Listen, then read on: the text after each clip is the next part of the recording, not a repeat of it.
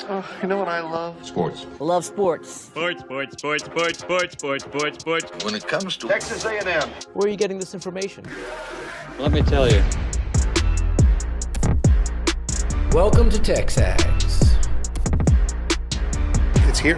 It's time. There's always a buzz in the air when you hit this moment. He is a guy that has gotten better and better and better. He's just got that dog in him. We will develop men. We will graduate players, and we will win championships on the field. I think of him as this hawk. Before long, he's going to be swooping in on those quarterbacks. And they embody what the school is about. It's about getting into hard situations and getting ourselves out. It's about working hard. It's about doing amazing things. And this is a real program. It's not fake. This is a real place. And if you want to be really good at football, this is a really good place to be. You know, if I'm betting on anybody, it's the Aggies.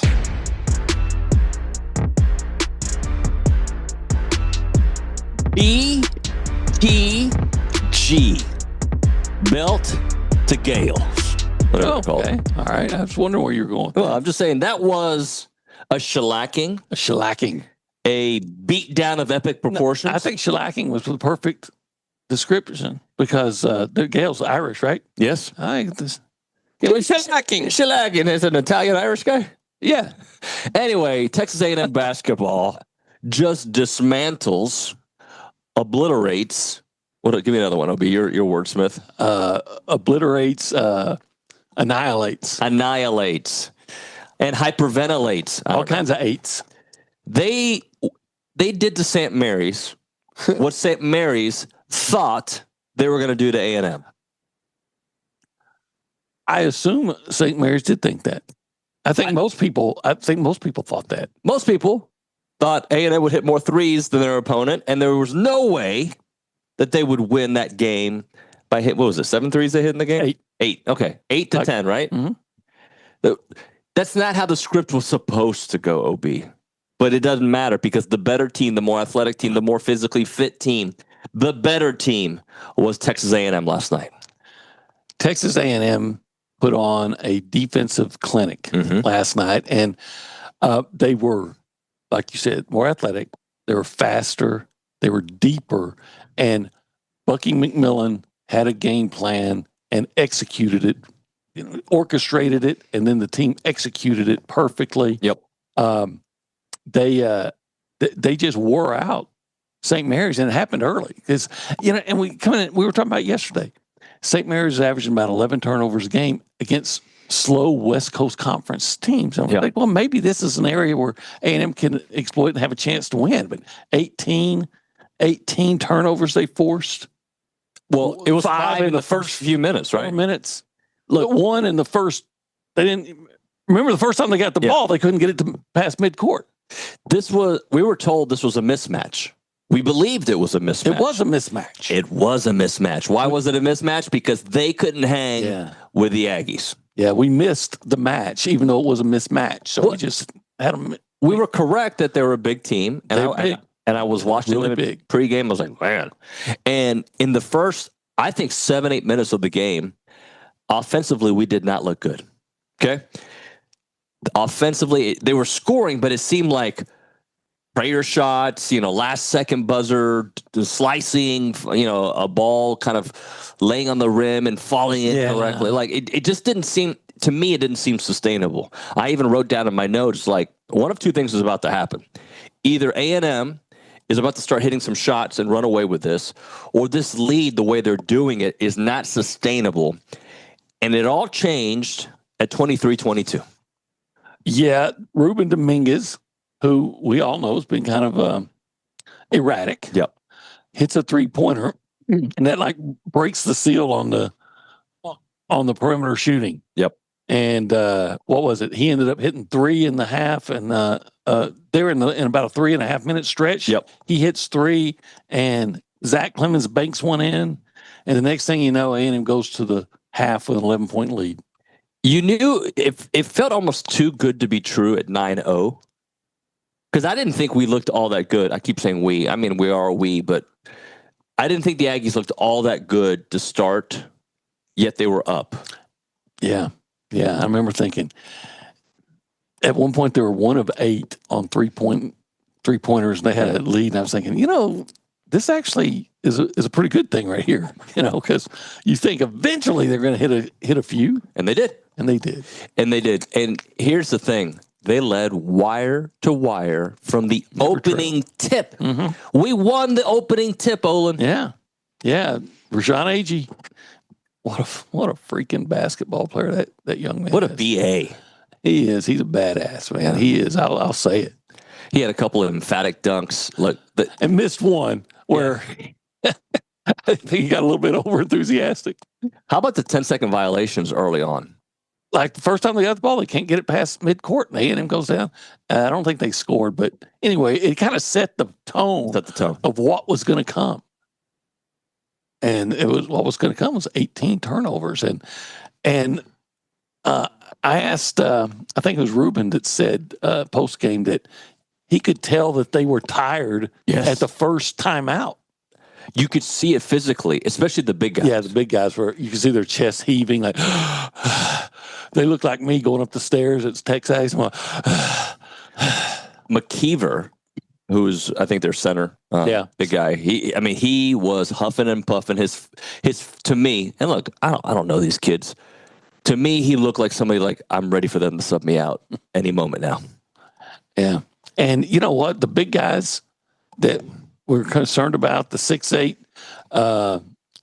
Maruskus, I don't know how he's, I struggle with the foreign names. If it's not Smith or Jones, he's from Jersey. He's the 6'8" guy, the 7'3" McKeever, the 7'1" Harry Wessels. On my ankle, those Harry Wessels. I think they combined for like 3 points.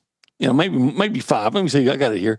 Wessels 0, Maruskus 4, and McKeever 0. They combined for 4 points. Well, let's go a little bit deeper because we identified a few players heading into this game. Maruskus, who did have some kind of illness, he wasn't going to start. They quickly brought him into the game whenever it was 5-0. I think they made the change at that point. And then, but he and Mikey Lewis, and we identified as 2 of their best players. Also, it's not Shaw, who was the other one that we talked about. Dent, Harvey Dent's son, right? Dent had a good game. He played well. And then Liam Campbell. Liam Campbell came off the bench. He was averaging like 4.5 points. Yeah. And he had 16? Well, he hit back-to-back, and he had this little swagger to him that I didn't like because it wasn't my player. My player would have loved the swagger. Yeah. But he played well. Kind of reminded me of the Japanese kid from Nebraska 2 years ago that came in, showing a lot of bravado and then was ultimately broken. We're watching the game, and I'm sitting next to Luke, and I go, this guy's giving me Ashton Funk vibes. Because Ashton Funk was hitting, remember, he hit threes early. Ashton Funk's the A&M. Oh, sorry, not Ashton Funk, sorry. A&M maybe center. What was Andrew Funk, thank you, yes. Andrew Funk. Ashton Funk, he could hit threes too. Yeah, hey, we like him more. Yeah, we like Ashton. Yes, but Andrew Funk, thank you to Luke Evangelist. But he was hitting those shots. I'm like, is this going to happen again? And it didn't. It did not. All they really had was the 3-point shot. Yeah. Maruskas, however he says his name, his one basket, if you remember, was he missed a shot, and the rebound kind of bounced around back to him, so he got a dunk. And that was it. That was it. So really all they had was a 3-point shot. They're as we talked about yesterday, they are the number 1 team in the nation in free throw shooting. Oh, are they? They sure didn't show as a team 80%. They made 4 of 11. First of all, just 11 free throws. Tremendous job keeping them off the line. But then they only made 4 of them. You know why that is? Because they were tired. Because they were tired. They were gassed. They didn't want to play. Oh, they wanted to play. They just... Did they? I think they wanted to, but they were just... But they couldn't. They couldn't play at that pace. It was a breakneck pace. I think in the first time out, they realized, we've stepped up in weight class, guys. I agree with that. Now, A&M's about to step up in weight class. Yes, they are. On Saturday when they take on the University of Houston. We will talk about that. I want to hear from Bucky McMillan. Can we hear from him? Yeah. Let's pretend like he's here with us right now. Bucky, would you give us your opening statement? I thought we played really well. It was an elite defensive game by our guys in every facet of the game. Sometimes we catch some teams when they're off. I thought that their shooters shot well. They shot 44% from three, made 10 threes, and we still had a double-digit victory. That means we did a lot of things well. We forced turnovers. We had a higher offensive rebounding rate in the game. That was very important because they're an elite offensive rebounding team. They take care of the ball. They run good offense, good players, well coached. I was proud of our guys. Total team effort. I thought offensively we're patient enough to get the shots that we wanted. Everything that we discussed in the plan, we put it together, and that was really good. So we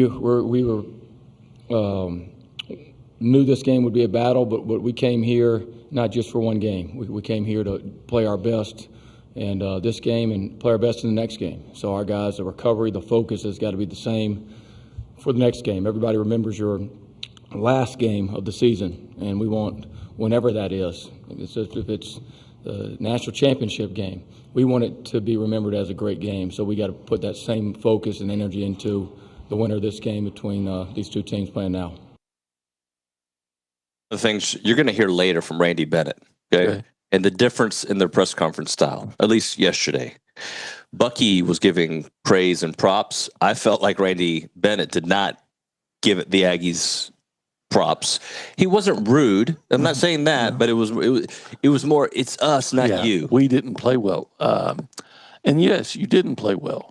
But the reason you didn't play well. But I ask you why, Randy Bennett? Because your opponent was running you ragged. Because your opponent had a better game plan. They executed the game plan. They had the better athletes. They were the better team.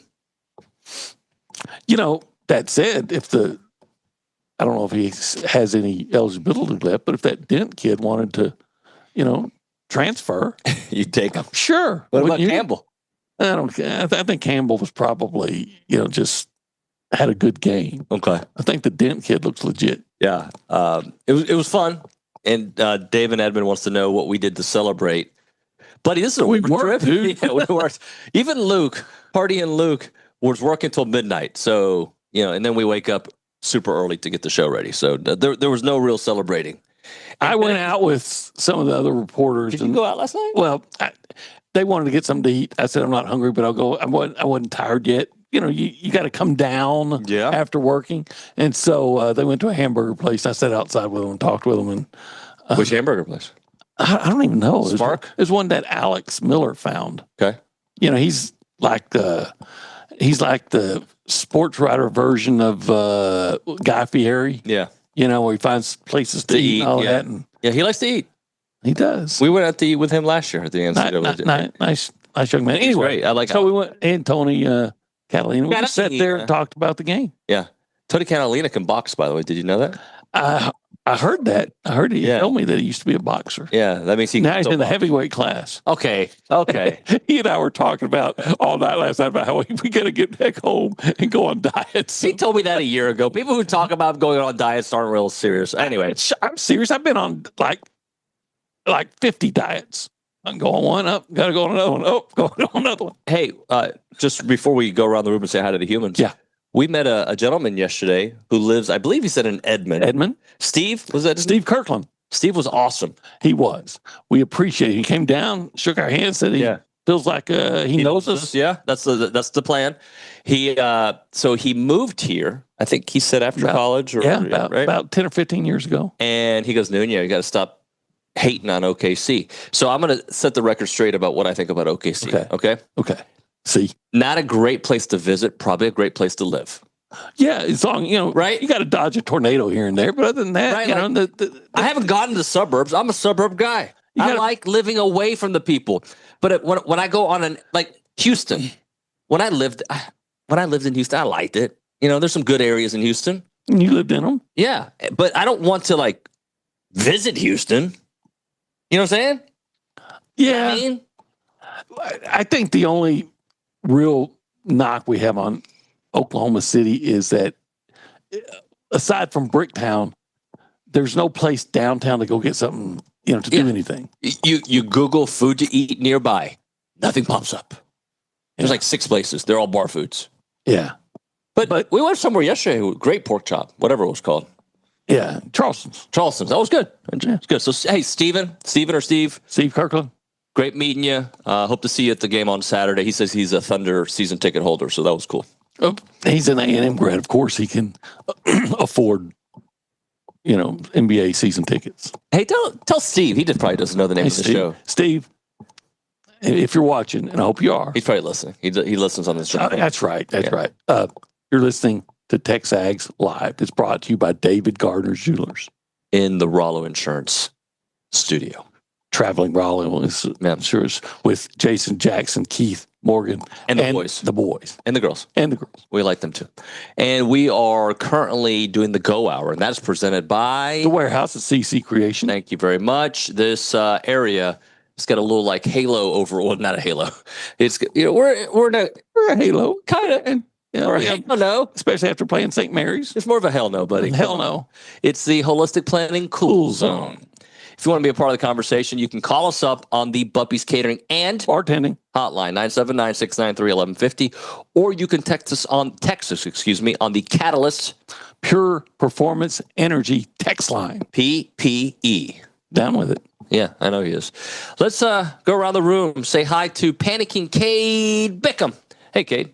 Hello, guys. I know y'all are a bit tired after that one, but it's good to be tired after a win and not after a loss. Do we look tired? You actually don't, honestly. Do we sound tired? No, not at all. It's because you're so energized from the good vibes from the win. I love winning. It's like better than losing. It's way better than losing. It's in the top 5 things I like to do in life. Maybe top 3. Yeah. Don't give me your list. Like winning. Yeah. Okay, give us something to think about. Well, I think that you guys mentioned earlier Ruben Dominguez and his 3-pointers that he hit. I think that was actually, to a certain extent, like a turning point in the game because it kind of extended the Aggies' lead to a point where I felt pretty comfortable for the rest of that first half, and then they were able to build upon that lead, at the start of the second half, and then they didn't really give it up after that point. I think St. Mary's brought it to single digits maybe a couple times, but there was never really a worry. Kate, can you do me a favor? Absolutely. Can you look at the rundown? Do you have the rundown in front of you? I do have the rundown in front of me. Okay. You see what it says at 8:35 right under Randy Bennett? Oh, I do see that. The Turning Point, brought to you by Cade Bickham. That's also coming. My version of the Turning Point coming up at 8:35. How's that sound, Obi? I would say that. No, don't answer. We got it. We got already penciled in. We got a segment. Okay. I was just gonna say I thought that was a catalyst. Well played, sir. Well, your hair is almost back. Like it's so long you can slick it back. Yeah, it's getting longer, man. Yeah, that's what happens. Lucci was saying that showed me a picture and said you look like the St. Mary's mascot. I maintain a thin Rob Ryan, the defensive coordinator guy. I don't know how much thinner I am, but okay. I mean, I've been told I look like other things, so nothing can be nothing is going to be taken as an insult. It is what it is. I believe. No, wait. Who do we have at the social center at the Angry Elephant News and Social? Because Reese Nygren's here. It is Kayla Gaither. Kayla Gaither. What up, Kayla? Hey guys, how are y'all? Pretty good. Everybody's good. Everybody's good on a day after a win. It's wait till great. Monday. I'll tell you if we're really, really good or kind of good. Well, I'm feeling good because we won last night, and I'm sure Bucky's feeling good because we won last night. He is now taking A&M to the round of 32 in his first year as A&M's head coach. That is something that Buzz Williams didn't accomplish until 2024, which was 5 years into his coaching tenure. Number 9, Texas A&M beat Nebraska 98-83, then lost to Houston in that famous overtime game 100-95. They will now face Houston on Saturday in the round of 32. Kayla, I hate to end the segment on a sour note, but we had a women's basketball game last night as well. Yes, we did. The women's basketball team lost last night, unfortunately, in the WBIT. Their season is over. They lost to McNeese last night. You reckon Brauninger was out there, with a McNeese shirt on, like people do when their teams are playing in the tournament? Yeah, I could see that. We ran into some Brauninger colleagues, or not colleagues, classmates. Disciples, classmates. They didn't know each other. And they were on their way to watch McNeese play Vanderbilt. Yep. They were very excited, and McNeese played a heck of a game. Yeah. And they were very pleasant. They were very nice people to talk to. Let's hit a break, shall we? Let's do. Okay. And when we come back, we'll talk basketball. How's that sound? Let's talk basketball. All right now. I've eaten enough food on this trip, okay? Mm-hmm. I have eaten enough. All right. In fact, I probably need to not eat as much. Okay. But if I had the opportunity to teleport to the Bryan College Station area, there's one place I would like to eat, and I'd go all protein, buddy. What place is that? That'd be $17.75. All right, you pick my order. Go. Do not pick broccoli. Okay, but I don't know until if the I very have end. Broccoli. But you know what? Okay, if I'm ordering for David Nuño, I'm going to order the turkey, which is really good. I like turkey. And low calories, low fat. But I'm going to make up for that by having some of that jalapeno cheese sausage on the side. Maybe even say, can you throw in a burn in or a little of the bread? You know what? Forget it. It's all too good. I'm going to order the sampler. I'm going to get if I'm Nuño, I'm definitely getting a side of the queso mac and cheese, maybe 2, so I can enjoy all of it. The scrumptious brisket. Actually, it's the succulent brisket and the amazing pork ribs and the whole thing. And then I'm going to have enough to take some home and enjoy it again. And maybe like if his kids are being unruly and need to be punished, he could eat it in front of them. It is $17.75. The website is 1775txbbq.com. 979-492-6241 is $17.75. And it's good.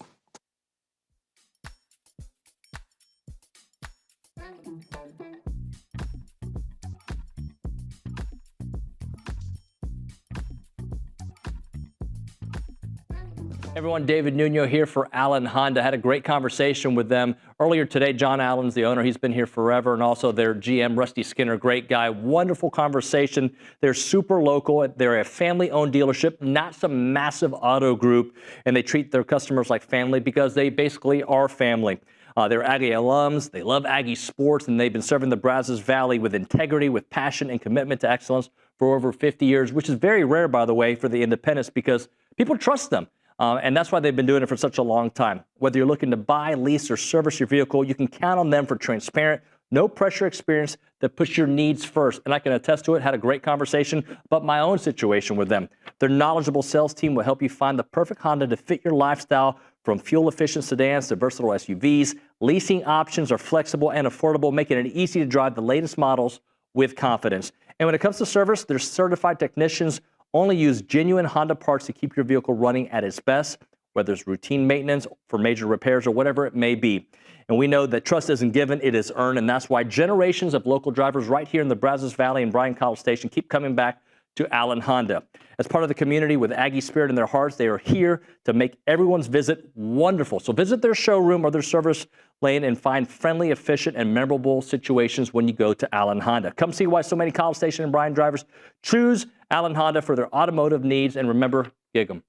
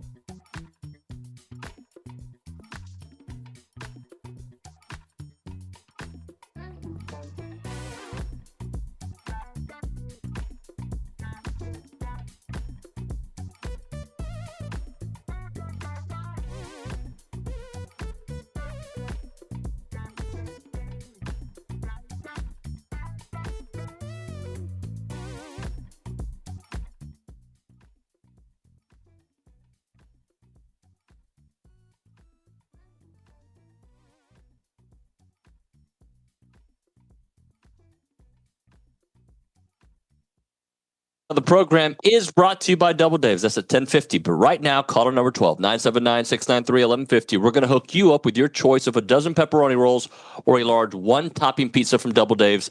They've been serving Aggieland since 1984 with your favorite pizza and, of course, those world-famous pepperoni rolls. Reliable in-house delivery, bringing piping hot goodness straight to your door. Just click on doubledaves.com and your favorites are on their way. TexAgs Live, presented by David Gardner's Jewelers Rollo Insurance Studio. The Go Hour, presented by The Warehouse at CC Creations. One other thing about Oklahoma City, I want to make this quick. David Edmonds like, I don't understand when people say there's nothing to do. That's insane. When you go to a city, do you like what do? You go find music, you find dancing, whatever it is. You can do that in OKC too. Yes, you can. You can do that in College Station.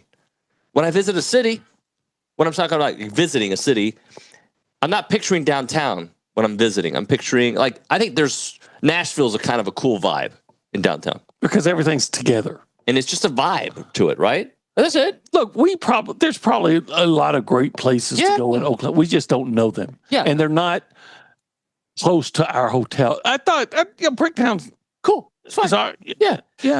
But I agree. If I'm living somewhere, like, I don't need all that. I just need, like, good schools, no crime, and, like, nice fences. Good schools, no crime, and what? Nice fences. Like, a nice fence tells you a lot about the neighborhood. If you've got old, yucky fences, there's crime. That's what I figured out. Okay. If you've got nice stained wood fences, no crime. Huh. Interesting. Yeah. Actually, that's probably not true. Anyway, what did we get right, OB? What did we not get right in this game heading into it? Well, I know for me, the thing I got right was I did think that A&M would be able to force a lot of turnovers. Mm-hmm. And I remember telling Luke, I think we were having the Cattleman's talk about things that are good in Oklahoma City. We were having dinner at the Cattleman Steakhouse the other night, and we were discussing the possibilities of the game. I remember saying, we thought it was going to be a very competitive game. I said, but if a team is going to win in a blowout, it's going to be A&M. Yep. Because I just thought that, sometimes the more athletic team, that's what happens. So I got that right. What I didn't get right was I thought A&M would have to make at least a dozen three-pointers to be able to win the game. And they only had 8 of them. Yeah, very similar to what I have here. We got right. The press was going to be the difference, and it was the difference in the game, right? Oppressed them. The depth also proved to be decisive, right? Yeah. Very deep versus not as deep, but the guy that came off the bench hit some threes for them. So it was a wash, 19-19. But the toll it took on the team, I believe, was the difference. And Aggie, he was the most important player on the court on both sides. He was the best front court player. He was the best player. He was the best player in the game. Yeah. There's no doubt about it. I mean, when you look that he's going up against a guy that's 7'3" or 7'1", or, even his own size at 6'8", if he's really 6'8", he won. He won. I mean, they couldn't handle it, and he was going outside, and he hit, I think, 3 3-pointers. Yep. So Aggie was tremendous. Had 9 rebounds. I think he had 3 assists, and maybe even a steal. Aggie has become this player, and I even did it last night, that I'm like, don't shoot that 3. Oh, you could keep shooting threes. Like, I think I have in my mind the style of player that he is, that he shouldn't be shooting threes, but he can hit them. Well, I remember when early in the year when he was struggling, and Bucky McMillan saying, "Let me tell you guys, this guy, he can shoot the three." He said, and there's going to be a game where he's going to hit 3 or 4 of them. Well, there it was. Last night he had 3. All right, what I got wrong, overestimated the 3-point shooting, right? I thought it was going to take 12. Didn't take 12. And the paint battle, I did not expect for A&M to dominate the paint battle. Was like 28-12? Yeah, 28-12. And here's another one. It's not that I didn't underestimate this player. I didn't think of this player. Ali Diva. Yeah. I made him Latino there. Ali Diva. Arriba Ali Diva. He was excellent. His length, his ability to attack, he was 9 and 7. I didn't think that. Nobody thought that. Yeah, it was kind of quiet, but and some of those he just beat the shot clock on. Yeah, he was really good, and he's so athletic. They had trouble with him. Yep. All right, we'll hit a break. When we come back, you guys were clamoring, and I know this guy does not have a burner. An older gentleman, class of '67, I think it was on the boards. Like, where the heck is Luke Evangelist? There's a whole thread about it. And he goes, I thought he was going to do the post-game rap. Well, he did. And it's actually called Rapid Reaction, but I called it the post-game rap just to upset Richard or because I forgot. That being said, Luke Evangelist is going to join us here on TexAgs Live when we come back. Rollo Insurance. I have Rollo Insurance. You should as well. When I moved to College Station, 5 years ago, I knew that I had to find the right insurance situation for my family. I knew Rollo was a sponsor of TexAgs. I was like, I'm going to give these guys a chance. Went to Jason's office. We chatted for a long time, brought my kids there. We became good friends, and they are my insurance provider. And I'm going to tell you right now, the difference is real. I co-sign on that because they have made a huge difference. In fact, my wife, she was talking to her brother, my brother-in-law, Matt, and he was complaining about his kids and their insurance. She's like, call my guy Morgan. He'll take care of you. This is all true story. You can check it out. And so now Matt's calling Morgan. He's getting hooked up. Rollo Insurance is going to take great care of you. They take great care of us. They take care of all the TexAgs listeners.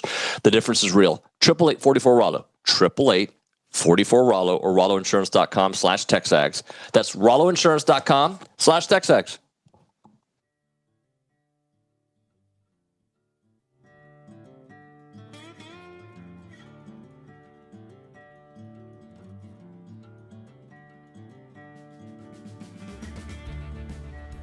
I wish I had Olin here for it because he loves energy drinks. Catalyst Citrus Spark. This is one of the new flavors out there. Whether you're grinding through workouts, cramming for a test, or closing in on a deal or getting ready for TexAgs Live, you never know, right?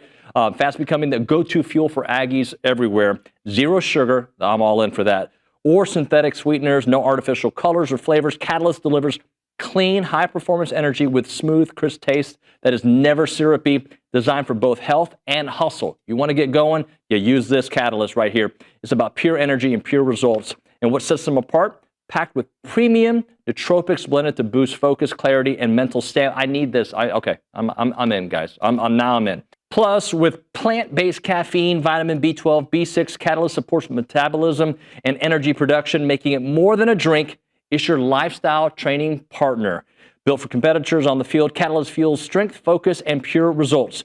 Buy now at drinkcatalyst.com. That is drinkcatalyst.com. Train harder, think sharper, pure results. It's Catalyst.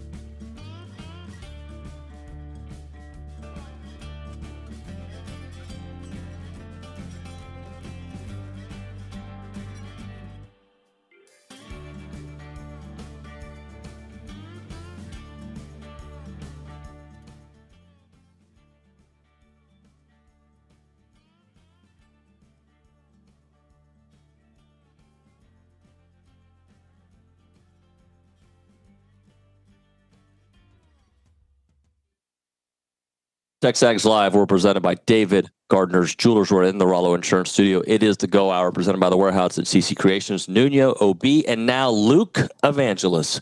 Luke, good morning, sir. Good morning, y'all. A little tired? A little bit. I didn't sleep much last night. So, did you just like scroll all night? What did you? Well, how did you unwind after that? I was tweeting a lot. Well, I finished my article at like probably 1:15, 1:30. And then, yeah, I just kind of caught myself. Well, because I want to see what else was going on around the country, right? Like I caught glimpses of High Point, a little bit of Siena. So like just scrolling on Twitter was my way of unwinding, of getting to watch all the college basketball highlights of the day. And of course, reliving A&M's win. Do you think, serious question, okay, that you've tweeted more in 24 hours than I have in the year 2026? No, not a chance. I maybe tweeted. I mean, I tweeted how many times? 32? 15 times during the game. Probably another 15 after it. Yeah, you're already winning for sure. I tweeted 30 times. All right, that's fair. I think I won. I would like to hear from Randy Bennett, because I think we both have the same takeaway. OB, did you have the similar takeaway? Yeah. I don't think it was rude. I'll let the people listen, but I don't think it was rude. But I didn't feel like he was giving Bucky and A&M any props either. Here's his opening comments from last night's loss to Texas A&M. We did not. We did a poor job taking care of the ball, which we're better than that. Did a poor job on the boards, and we were poor offensively. So that's too many things. You can't give up those three areas and expect to play well and win. Having said that, other than one stretch that towards the end of the first half was pretty, they ran off 4 threes there, and that ended up being the difference in the game. Interesting. I thought the difference in the game was that every time St. Mary's made a run, A&M countered and got a bigger lead. Did they make 2 runs all game? Yeah. What I took from that was poor St. Mary's. Yeah. He said, well, we're pouring this, pouring that, poor Gales. Look, we got to be a little more benevolent here. He was broken. I'm sure they haven't been to the second round, I think I read, since like 2010. Yep. Wait, you mean the second game, the second weekend, my bad. They've won 3 games here in 5 years. And I'm sure he felt like, okay, well, this is one we're going to win. But don't you, and Luke, don't you agree that if you're don't rebound well when you're one of the better rebounding teams in the country? Correct. What were the 3 areas? They turned the ball over. Turnovers, rebounding, and the threes. The threes. Wouldn't you say that that's because A&M made the differences? Like, you got to give credit. Like, when a team doesn't play well at something they're good at, it's not always because you had an off night. Sometimes the other team often is a direct result of that. Right. I mean, there's not a third team. There's not an invisible third party out there grabbing the other rebounds. Like, it's either St. Mary's grabbed the rebounds or A&M did. And so credit to A&M for A&M actually won second chance points, which is crazy because that should never be the case when you play the 13th tallest team in the country. It should be St. Mary's just playing ping pong with the ball off the glass, grabbing all their misses. I thought A&M's defensive rebounding was a major story in that game that we haven't really talked about, which is a reason why they kept St. Mary's off the glass. And not only, they obviously didn't completely eliminate every second chance opportunity for St. Mary's, but when they did get those second chance opportunities, A&M's defense tightened up even more and never let them just get back in the game by collecting their misses and going right back up. So I thought Ali Deba and Zach Clements were obviously huge in maintaining that rebounding margin. Anytime A&M's playing a team in the top 50 in height and they lose the rebounding battle by less than 8, that's a win. And they lost it by 1 last night. I identified 2, in my opinion, turning points. Okay. Right. I'd like to hear what yours are. OB and I and Kate earlier. What was your turning point? I mean, it was the Ruben Dominguez and Zach Clements run. Like, no player on this team has more ability than Ruben to change a game in 30 seconds than him. And he hit 3 threes in 2 minutes. Zach Clements banked in a 3. I mean, when you get your shooters firing on all cylinders for 40 minutes, that's great. But when they're making an incredible impact in the span of 4 minutes. They can single-handedly turn the tide of a game. And obviously Ruben getting hot did that last night. And that's a player that has taken a lot of criticism over the last month and a half. We know, his role has changed with Mbako being out, and he's had to step up and do more things outside of just shoot the ball and get open. But for a team in St. Mary's that was holding him all night and not letting him get open, when he did get open, he made them pay. And that was ultimately the first turning point in the game. OB, what do you think the second turning point in the game was? Well, I think that when there's about 7.5 minutes to play, St. Mary's went on a mini run, cut it to 12, which was the closest they got after in the second half. They were down 11. They cut it to 12, and then looked like they were maybe going to shift momentum their way. And Rashawn Agee hits a three-pointer. Excuse me, top of the key. Now it's back up to 15 again. And I thought, okay, this is done. Yeah, Luke. Yeah, I mean that is it. We talk about Ruben and Zach shooting the three. When Agee hits it, it opens up even more for this offense because he's not your typical three-point shooter because he's playing the 4 or the 5. But people forget he shot 40% at USC last year in his last 20 games.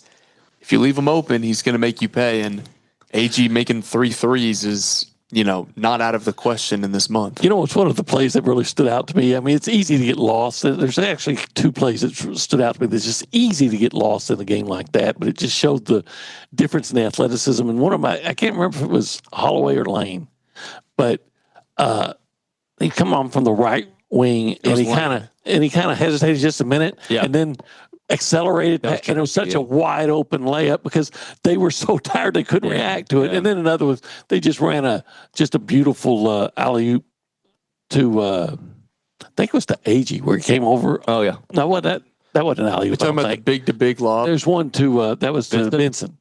Yeah. I'm going to throw a third one because I think OB's second one is perfect. The third one to me was the first 4 minutes of the second half. Oh yeah, you get a pop 3. All right. And immediately, and you lengthen your lead, right? Yep. You lengthen your lead after you were supposed to be down to this team at the half. You're up by double digits, and now your lead's even bigger, Luke. Yeah, I mean, and the following play after that was that Jakari play. That's what has given A&M troubles. When they go up by double digits, they've blown it a couple times because when the moment you go up 10, 11, 12 in that range, you have to be the first team to count to punch immediately to push it to the 15, 16, 17-point lead range, as opposed to you getting counterpunched, and now it's a 6, 7, 8-point lead. Yep. So that is a really critical swing in every college basketball game. When a team goes up by just a little bit over 10 points, the first team to respond to that to either make a run and come back or make a run and push the lead closer to 20 is usually the team that wins the game. And so thought A&M's response in the second half was beautiful because a lot has been made about this team starts in the first 5 minutes of a game. They are undefeated in SEC play when they win the first 5 minutes of either the first half or the second half. Obviously, they're undefeated when they win both, and they won both against St. Mary's. I thought it was their best starts and their best finishes of the year in the first 5 minutes and the last 5 minutes of both halves. I don't have their season averages and minutes played per game in front of me, but I see only one guy who played more than 25 minutes. And it was Agee. And he could have played more if you didn't get that much from Vincent, which is why Jamie Vincent becomes even more key this time of year, because even if he's just giving you 9 minutes and all he does is get 5 rebounds, that's huge. You'll take the 5 points and the 2 lobs and crazy dunks that he had. But if he can just give you serviceable minutes, it gives Rashawn Agee a break. There was only one time last night where like Vincent messed up and Bucky took him out and Agee got like 90 seconds of rest. That can't happen. That can't happen for every single time Jamie goes in the game against Houston. He's got to give you something against Tugler and Cenac and their bigs. Him just giving you serviceable minutes is really crucial because, as we know, Agee's like the oldest player that's playing in the tournament right now. A lot of wear and tear on his legs. He plays more minutes than anybody. If he can be as fresh as possible in the time that he's on the floor, that's crucial for A&M. And Jamie's a big part of that. All right, we'll hit a break. We're going to come back with more here on TexAgs Live. When we come back, we're going to bank on something from this weekend, and we'll continue just breaking down this basketball game. Right now, we're talking about Paragon Financial Advisors. If you're looking for real peace of mind when it comes to your money, check out the Aggie-owned company, Paragon Financial Advisors. They're an independent fiduciary serving clients all across Texas. No commissions, no sales pitches, just trusted advice tailored to you. They have a team of 18 professionals, 9 CFPs, a CFA, and a CPA, and their expertise runs super deep there, just like the A&M bench. And Paragon, credentials matter, so does your future. Visit paragon-adv.com or call them up 979-693-3907 to schedule your free consultation today. Paragon Financial Advisors, integrity, expertise, and trust. Paragon Financial Advisors.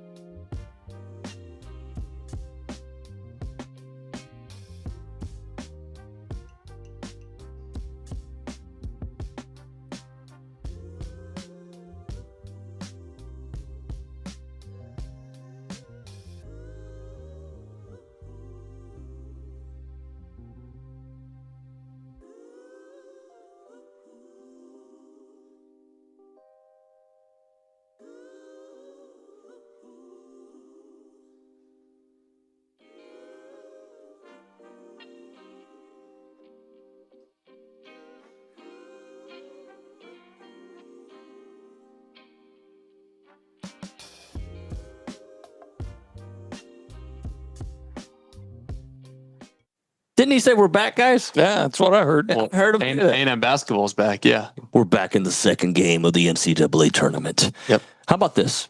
What has, let's just talk about the job Bucky has done. Because, Luke, as you know, there are some people that wrote some unnice things about this administration, this program, just a few months back. You can just go look at the Bucky hired story on TexAgs from about 11 months ago, and April the 5th-ish, and see some things that people were saying. I mean, it's funny to go back and read the comments of people saying it was a horrible hire. I've seen people on Twitter say that A&M has egg on their face for hiring Bucky McMillan, and anybody who actually knows college basketball or was from the state of Alabama would have told you that it was the best hire you could have possibly made as the last Power 5 hire. And to the people that said A&M wouldn't make a tournament appearance in their first 3 years. Well, Bucky's got a tournament win in his first year. So you can't say enough good things about Bucky McMillan. I've obviously been very high on him. I've said since the summer, like since I started spending time with this program and going to practice and spending time around Bucky and his staff, I said Bucky was going to be the coach that breaks through to the Elite Eight if he stays at A&M. Yeah. He was going to be the one to do it for the first time in program history. Obviously, I didn't think they were going to be 2 games away in year 1, but they've done an unbelievable job, and I expect this to be a real jumping off point for their program. Getting into the tournament in year 1 can be such a slingshot for year 2. Just look at Vanderbilt. Just look at Arkansas. Winning a game in the tournament can get you even more. And making it to the second weekend, who could possibly say no to this style of play in the portal when you actually give this staff time to recruit and they don't have to be 2 weeks late to the portal, and now they have proof of concept? The future of this program is really bright, and A&M has a really bright young coaching star in Bucky McMillan. OB, a year ago, people either wanted Buzz to stay, and Buzz did a nice job at A&M, or they wanted Chris Beard. Mm-hmm. I understand that. Are either of those 2 guys still coaching? No. Okay. But I will say Chris Beard's team made a heck of a recovery. Yeah, they did. They look really good. They did. It's time to bank on it. Brought to you by Vera Bank, authentic relationship-based banking built for real life. Go see Joel Jackson of the team. Learn more at verabank.com. What are you banking on this weekend? We haven't even talked baseball. We're going to do the baseball bunch at 10 o'clock, by the way. Well, I'm going to bank on, I don't know if it's going to be enough, but I'm going to bank on just another strong defensive effort, because that's what they do. And sometimes it hasn't been as good. It's never been, I don't think, as dominant as it was the other night. And it won't be against Houston, because Houston has the athletes and they're going to play hard, and they're not going to be as shell-shocked as St. Mary's was. But I still think you're going to see just this great defensive effort that's going to give A&M a chance to win. Luke? I'm going to bank on Ruben Dominguez hitting 3 more threes, at least. At least 3 more threes. Yep. Okay. They're going to need them. As Obi said, Houston is everything that St. Mary's isn't, right? They're battle-tested from playing in the Big 12. They actually have the athletes. They're not going to be shell-shocked seeing pressure. A&M is going to have to play not only their best defensive game, but they're going to have to shoot better than what they shoot, like 36% from 3. They're going to have to probably take more than I think the less than 33s they took the other night. Going to have to make more than 8 of them, and Ruben is a huge part of that. Look, we just saw that. I mean, I don't know how much y'all saw this, but like that kid from High Point that was hitting threes from the logo and like single-handedly bringing them back against Wisconsin. This is the time when legends are made, and there is no player on this team with more legend capability than Ruben Dominguez, because he's made 7 threes and 10 threes in a game. I'm going to go Rylan Griffin has a bounce-back game. Not that he had a bad game, but his offense, I mean, he was 4 points. He was the one player that probably didn't have an A-plus game last night. And I'm going to say he's going to bounce back. We're going to get a 15-plus point performance from Rylan Griffin against the University of Houston. Yeah, he knows Houston well. He does. He does know Houston well. All right, we've got about 40 seconds on the show, I'm assuming. So let's do this. OB, you go enjoy the rest of your day. I want you to go to practice. I want you to report, or you're not going to go to practice. I want you to go to the press conference because the practice is closed, and report on that. Can you handle that for us? I think that's why I'm here. Okay. Luke, I want you to stick around for a few minutes with Billy. Sound good? Yep, of course. All right, we're going to hit a break here. When we come back, I believe we'll have Billy Liucci next on TexAgs Live.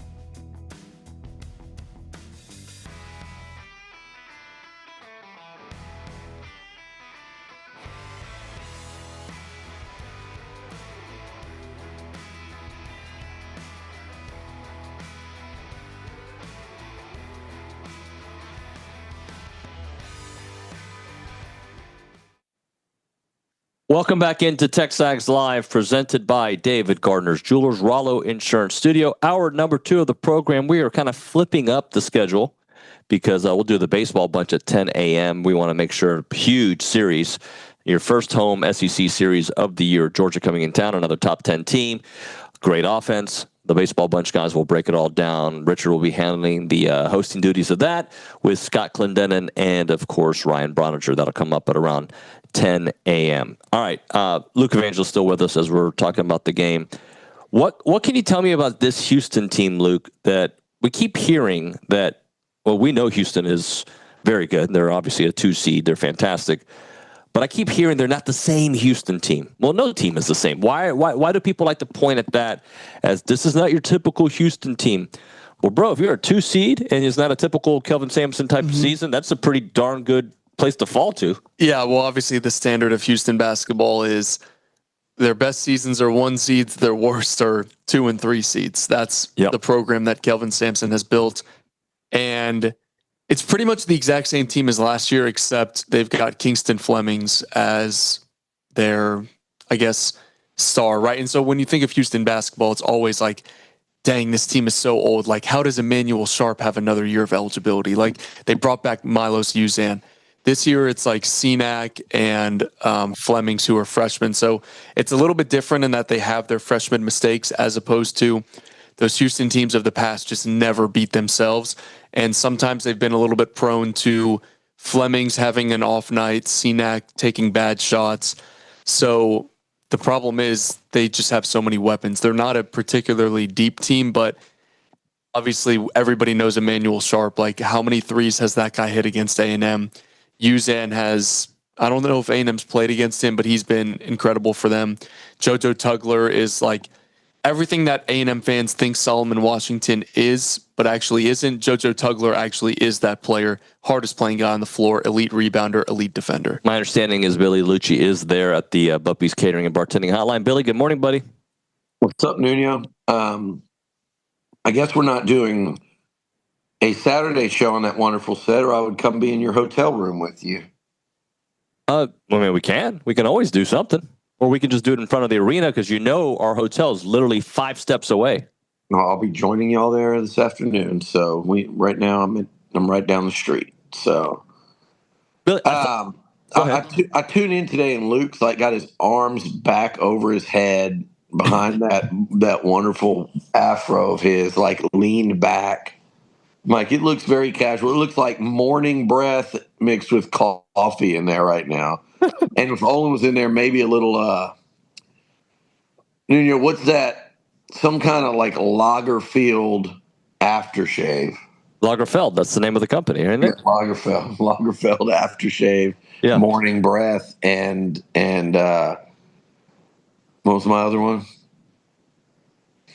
Coffee, bro. I don't know. I'm going to just go ahead and say something. I am not a huge fan of doing a show in this close quarters because you do get breath.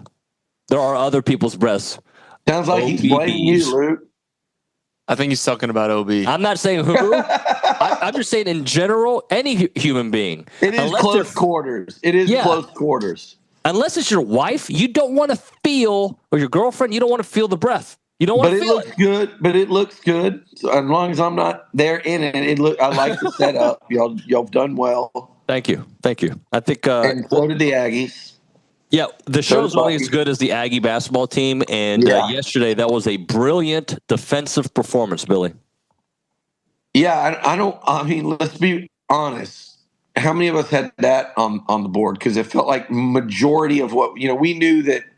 Hey, how they handled A&M's pressure was going to be a big part of the game, but it felt like what we talked about primarily had to do with offense, like worrying about their bigs, A&M's need to hit threes. We didn't think they were going to be able to get a lot around the basket, which they did. I thought that was another aspect of that game. I just thought, whether it was the guards getting to the hoop or, Aggie, would they have 2, 3? Would they have about 4 dunks, a couple lobs, and Aggie had a couple. it didn't go exactly how we thought. Let's put it that way. Right. We certainly, nobody thought we'd hold them to 50, right? Nobody thought the Aggies would hold St. Mary's to 50. But secondly, I thought they did such a great job. I know so much is going to get made of the 11 first half turnovers, and it should. And that was really, I think, that and Dominguez heating up right before halftime. That was kind of ball game. It didn't have to be an 11-point halftime deficit. It's certainly, you can easily overcome that. But as it turns out, like, that was the difference, because A&M never, from that point on, they never let St. Mary's get within arm's length. Luke, was that a 4-point game with how much left? And then I looked up and I was kind of going, man, I'd love to see A&M go to the locker room up by a couple of possessions here. Yeah, I mean, it was a 1-point game with, I think, like 5 minutes left in the first half. It was 23-22. Yeah, and I looked up at one point there, and there was like 2.5 to 3 minutes left, or somewhere in there, and A&M was up like 4. And I was just saying, man, it felt like St. Mary's had kind of level set, and I'm going, man, if they just play them even the rest of this half, I would love a 4 or 5 point lead here. And then Dominguez struck. You know how it is. He makes that one, then comes another, then another. But to me, the story of the game that was highly unexpected was the inability of St. Mary's to get the ball really down low to their bigs. And when he didn't get it deep in the paint, it was like, I thought the A&M guards did a great job of helping and harassing. And yeah, that left some open threes, but it was a risk I think they were willing to take, at least for a while. And then as the game got a little deeper, when he is getting more one-on-one opportunities and getting down low, he was so thrown off and flustered, I think, by the game's worth of pressure. And those A&M big guys did a great job too. He missed some really easy looks, but it was because he was so out of sorts and so out of rhythm. And I thought they did a tremendous job. I mean, they didn't really. St. Mary's did almost like nothing in the paint. And I know that was not what I thought was going to happen. I found this to be a bit surprising, and Luke, you may have to fact check me on this. But 3 times this season, A&M has scored 63 points, which is their season low. It was the OU game. Oklahoma State, and St. Mary's in Oklahoma. Oh my gosh! Yeah, so I'm just saying that out loud as I'm kind of looking at these scores. A&M won a game that, if you looked at the score, you would say that's a St. Mary's victory. Yeah, A&M now in 2 consecutive games has only scored 63. Obviously, the vibes are completely different because of what the defense, the intensity, I think, was the difference there, Billy. Yeah, I think the intensity was. Look, that was as good as we've seen them play defensively, I think, this year. I mean, they've had it in stretches and spurts, and I know it was the lowest scoring output by an A&M defense by the Aggies in a tournament game for an opponent. Yeah. It was, and that was also the least amount of points St. Mary's has scored in the last 851 days. Jeez. Is that the least amount of points anybody has scored on them this year, A&M? I believe 50. Yeah. And it's the least they've ever let up in a tournament game as well. Did it surprise you guys? I felt like they just gave up. It felt like that in the last 8 minutes of the game, yeah. Yeah, but even like, I think even earlier. Especially like the last like 2-3 minutes, it's like 2.5 minute mark. I'm looking at it, and they had missed a 3. He passed up on a 3 that looked open to me with the way a 3 of those guys were shooting. And I was sitting there going, don't shoot that. And he didn't. I'm like, he could have cut it from 13 to 10 with, again, like a little under 3 minutes left. I'm going, those type comebacks, they don't happen all the time, but that's not a shocking comeback at 10 points in 3 minutes, and then they weren't fouling. A&M was still in the 1-and-1, and they weren't fouling. Ryland missed the front end of a 1-and-1. that I felt like, man, make both of these. It's probably it. Missed the front end. They had another one or two they could have fouled for the one, but it was just weird to me. And then I don't know. It just I know it's not their style to mount a comeback, but they had guys that were shooting. I mean, how many threes did they hit, Luke? They hit 10, and that's not their game. They are an efficient three-point offense, but the three is often the last resort for them. They just want to get inside and get to the free throw line. I just think Randy Bennett and his team were totally discombobulated. Yeah, I mean, they were so tired. I don't think they even had the legs to mount a comeback, because when you're down by 10 or 12 late, you have to speed it up and try and get extra possessions. Yeah. I just don't think they even had the legs to do that. Like, even when they needed a quick shot, it was taking them 15 to 20 seconds to even get a look on offense, which is a huge credit to what A&M's defense did. And obviously the pressure just completely wore them down. Billy, no doubt about it. I think you'll laugh at this. Luke probably won't mind me sharing with this. No. We as Aggies typically are panicking like Cade until the very end. With about 6.5 minutes left, I turned to Luke and go, they're not coming back from this, buddy. And Luke, in typical Aggie fashion, was like, hold on, man, this team. And I go, there's no way this team's going to score 70 points. And you said, there's a way. There's a way they could score 70 points. Anything can happen. Jinx it.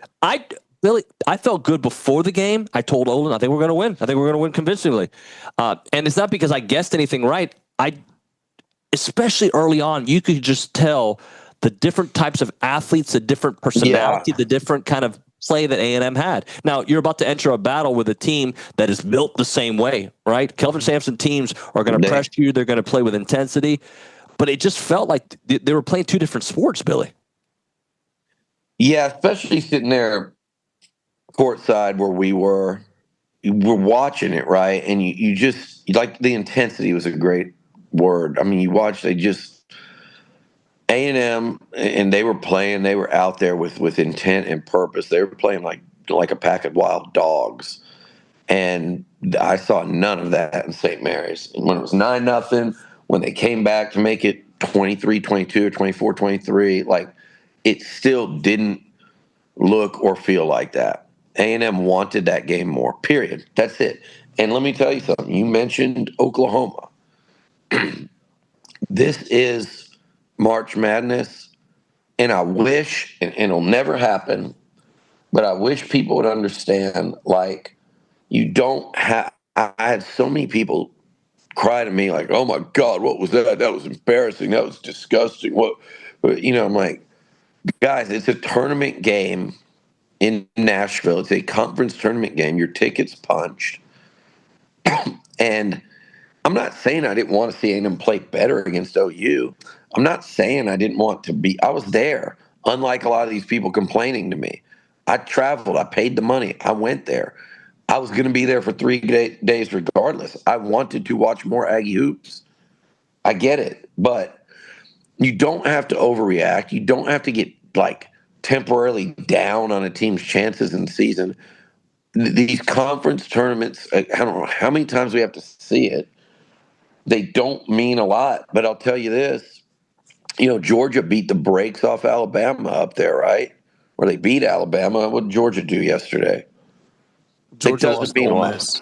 When A&M went to the Sweet 16 under Billy Gillispie, they were one and done here in OKC against Oklahoma State. And I remember hearing him tell the team, all he said after the game was, you guys got one game left. Figure out what you want to do with it. And that was it. And that loss to OU, I will give 50% of that's why A&M played the way they did last night. And that's why they have the seed they do, too. That's true, too. Yeah, because I don't know, Luke, if that really matters, because it's either like U of H or Arizona. I guess you wouldn't have minded playing Duke yesterday, but there's about 6 teams that just stand out as different, and to me, the Cougs are one of them. But look, if they win and end up in Houston, we can probably thank being a 10 and not the 9, right? But I'm just saying the way they played, with that hunger, with that passion, the way they rebounded, all of that. You heard Bucky say it on our show, and the 3 of us were talking to him on Monday. Like, he basically said, screw the rest. we're having a couple of our toughest practices we've had all year because that was not a tough playing team against the Sooners in Nashville. So what you saw last night was a direct byproduct of what happened in Nashville. So sometimes a loss late in the season, whether it's a conference tournament or late in the year, can reignite and kickstart a team. And I think that's what you saw last night. And it's going to obviously take that and then some tomorrow. Billy, were you going to say something, Luke? Nope. Billy, who was the best player? The answer is obvious, but who was the best player on the floor yesterday on both sides? I mean, Aggie to me. Yeah. I mean, so that's just, when is it not? Right. But his impact yesterday, there's games that he scores his 16, his 18, and he's great. Yesterday, I thought there was nobody even close to him. His physicality, his ability to create loose balls and get rebounds, and his emphatic dunks. His dunks and those 3-pointers, and that last one he hit was so timely. That last one he hit was so clutch because they had just buried a 3, I think, to cut it to 12. And at that point, there was still, Luke, I don't know, might have been 6, 7, 8 minutes, but there was plenty of time. But they cut it to 12, and you're like, man, you don't want them to get this under double digits. It's been at double digits since before halftime. You don't want to get, any real shift in game pressure. And he just comes down and buries one. And he hit one from the left corner. He hit one from the right corner. He hit one from straight away, which is his favorite. But yeah, he was like really, really, really good yesterday, and has been all year, obviously. But it's time to start looking at your like 1 year, one and done list of like favorite Aggies, and we can do that more and more here in the portal era. I think we just got done with one of them that goes way up on my list, and that's Casey Concepcion. But it goes back, I think. Braden Montgomery. The original guy to me was Robert Ferguson, but yeah, Braden Montgomery is a great example. We could have some fun with that list, but to me, Aggie is absolutely on it and rising right now. Not just in my eyes and Luke's eyes, but in the fan, like just in terms of A&M sports fans, like he is greatly, greatly appreciated, not just for how he is on the court, but like his smile, the way he is in the community and throughout the athletic department. And the culture too. Like people don't understand how fragile a culture is in year one, right? You got to get the right pieces in that locker room. And who knows what the culture looks like if you don't have Rashawn Agee in that locker room. Obviously, we love what he does on the court, being this team's most important player. But in the locker room, that is going to carry this program a lot farther than people think. That he's now built that culture for whoever returns next year to carry on. And it's just I posed the question about a month ago of like, where does AG rank in terms of 1 year transfers? And I thought he was probably in that like Dylan Rock, Jacob Palish, Dexter Dennis category. But as he continues to build his legacy in March, like there is no telling where his limit is on that list. Like if he has another game like that and A&M wins, like we might have to start putting him in that like Braden Montgomery conversation, right? Like just not single-handedly, but the star of the team willing them to a Sweet 16 or an Elite 8 and taking this program where it either hasn't gone regularly going to Omaha or, taking this team to an Elite 8. Like that, what he's done has just been absolutely incredible. And it's also the culture, like the Braden Montgomery aspect of it. Like he was such a culture piece for this team. And obviously I think AG's more so. That's fair. That's fair. Nothing against Braden. He's one of my favorite A&M players, in recent years. But I think he was more. That's so much more of an individual sport, but also his personality was not anything like AG's. A lot of times he was sit towards the end of the dugout. Like he just wasn't. He wasn't that type. Like AG, it's different. AG is. Like I said, he's the heart and soul of it. And they knew that very, very early. And I know you were hearing the same stuff that I was, which is, he's got to be out there. He's got to be eligible. That he is a big, big, big piece of this thing working. And they knew that. Oh, I'm not even sure they really knew it until he got here. They knew what they were getting as a player and knew they needed that. But I'm not sure that they really knew what they were getting in terms of like how much he was going to mean to the culture, like you said, in that locker room. Yeah, I mean, I went to practice obviously every week over the summer, and it's not that practices weren't loud before AG got there because he took like about a month to get there. He got there, I think, in July. It's not that the practices weren't loud, but it was like when AG got there, I was like, man, did anybody even talk on defense for the first month of this team being here? Like, did anybody even bring the group together and like hold each other accountable for the last month? I'm like thinking to myself, what were they even doing in practice the first month before AG got there? Because there was no vocal leader. Like there was no voice with the team. And then the moment AG gets there, it's like a noticeable difference. Like I remember watching the first practice, he was there. I was like, this is what a team should look like. They have a vocal leader. Now you have Marcus being more vocal. You have other guys stepping up and being vocal leaders because AG is setting the tone. And before he got there, it was just like something was missing with the team. Luke, in the moment he was, it was like they have it. That's a great anecdote there, a great description, because think about what they were. They're literally, it is like one of those sports movies where it's just a bunch of guys thrown together from completely different places. And you know, in sports, rarely do you not like know the guys you're playing with. I mean, that's why you come in with other freshmen, you develop through the years with teammates that are a year older than you, a year younger than you, but there's always some degree of like friendship, familiarity, trust, having been through the lows together. Like we're talking about U of H. They're kind of a mix of everything.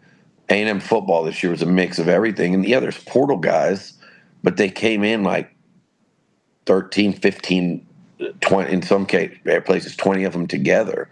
So there's always like some commonality between people within the team, and there's a group there to welcome them, and you had none of that. So yeah, I mean, I think AG he's like an MVP plus for this team. But he was great yesterday on the court. I thought the whole team was. I really liked when Pops was on the court too. I don't know.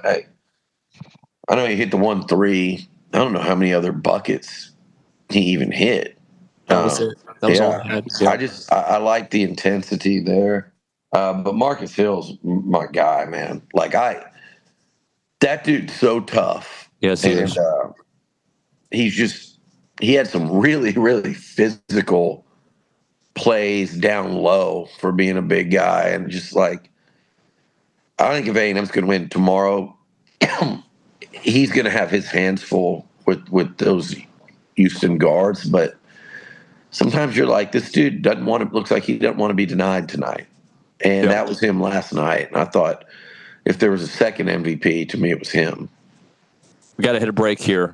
Just TMZ is reporting that Chuck Norris has passed away at 86. Yeah, Chuck Norris, who lives in the area, right? I believe he lives right down the road. Area, Anderson. Yeah, so thoughts and prayers to Chuck's family. I just saw this come down, so I wanted to make sure I report it. Luke, very good job, buddy. Billy, we'll come back with more here on the other side, some more basketball. I do got a couple football things I'd like to get into here in a moment. Great ball today. Yes, sir. All right, now. We're talking about Guarantee Bank and Trust, started back in 1913, over a century of experience serving Texans, one of the most respected community banks in the world, especially in Texas. A community bank means you go in there, you're part of the community, they're a part of your community.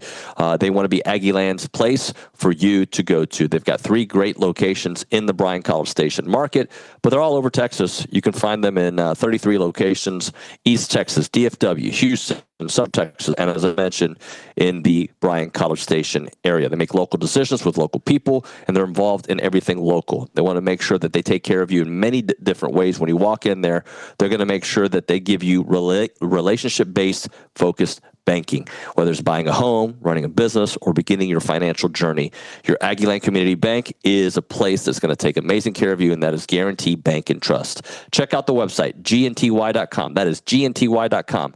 Guarantee Bank and Trust, a division of Glacier Bank, member FDIC, equal housing lender.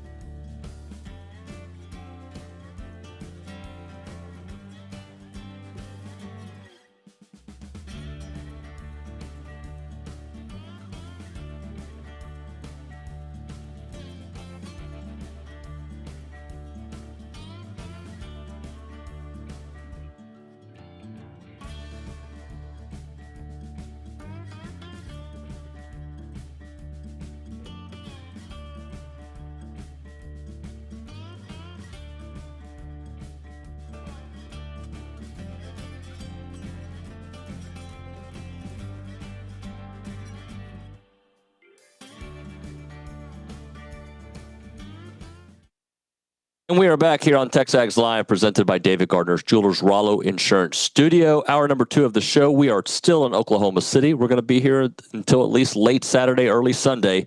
As A&M moves on, they will take on the University of Houston.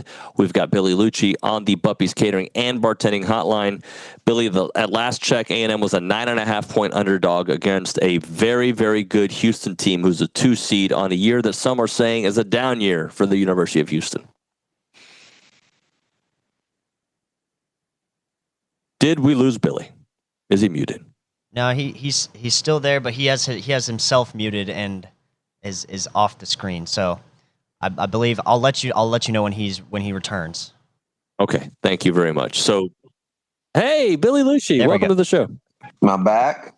You're back. I didn't hit anything, Cade. It just all of a sudden went to this big button that changed colors when y'all put me on when Nuño started talking to end the segment. So somebody over there's up to something, and I don't even know how to work this button, as most of you guys know. Yes, we are aware. Well, yeah, I mean, I love how I get blamed for everything. Oh, so what'd you say, Nuño? What'd you say? Okay. We're talking Houston, and no, I'm just saying they're not down. No, they're not down, but they're down. I've got them playing for the national title in my bracket. Now, ask me tomorrow, and I'm probably changing that bad boy. But no, they're in there. I've got them there for a reason. They're really, really, they don't have like a couple of the guys they had a couple of years ago when they were so good. But I heard Luke saying, Milos Uzan did play against A&M 2 years ago and was good. And one of the things he went off to the NBA. He was going to go into the draft. They needed a guard. They took a guy by the name of Pop Isaacs. He was committed to go there and set to go.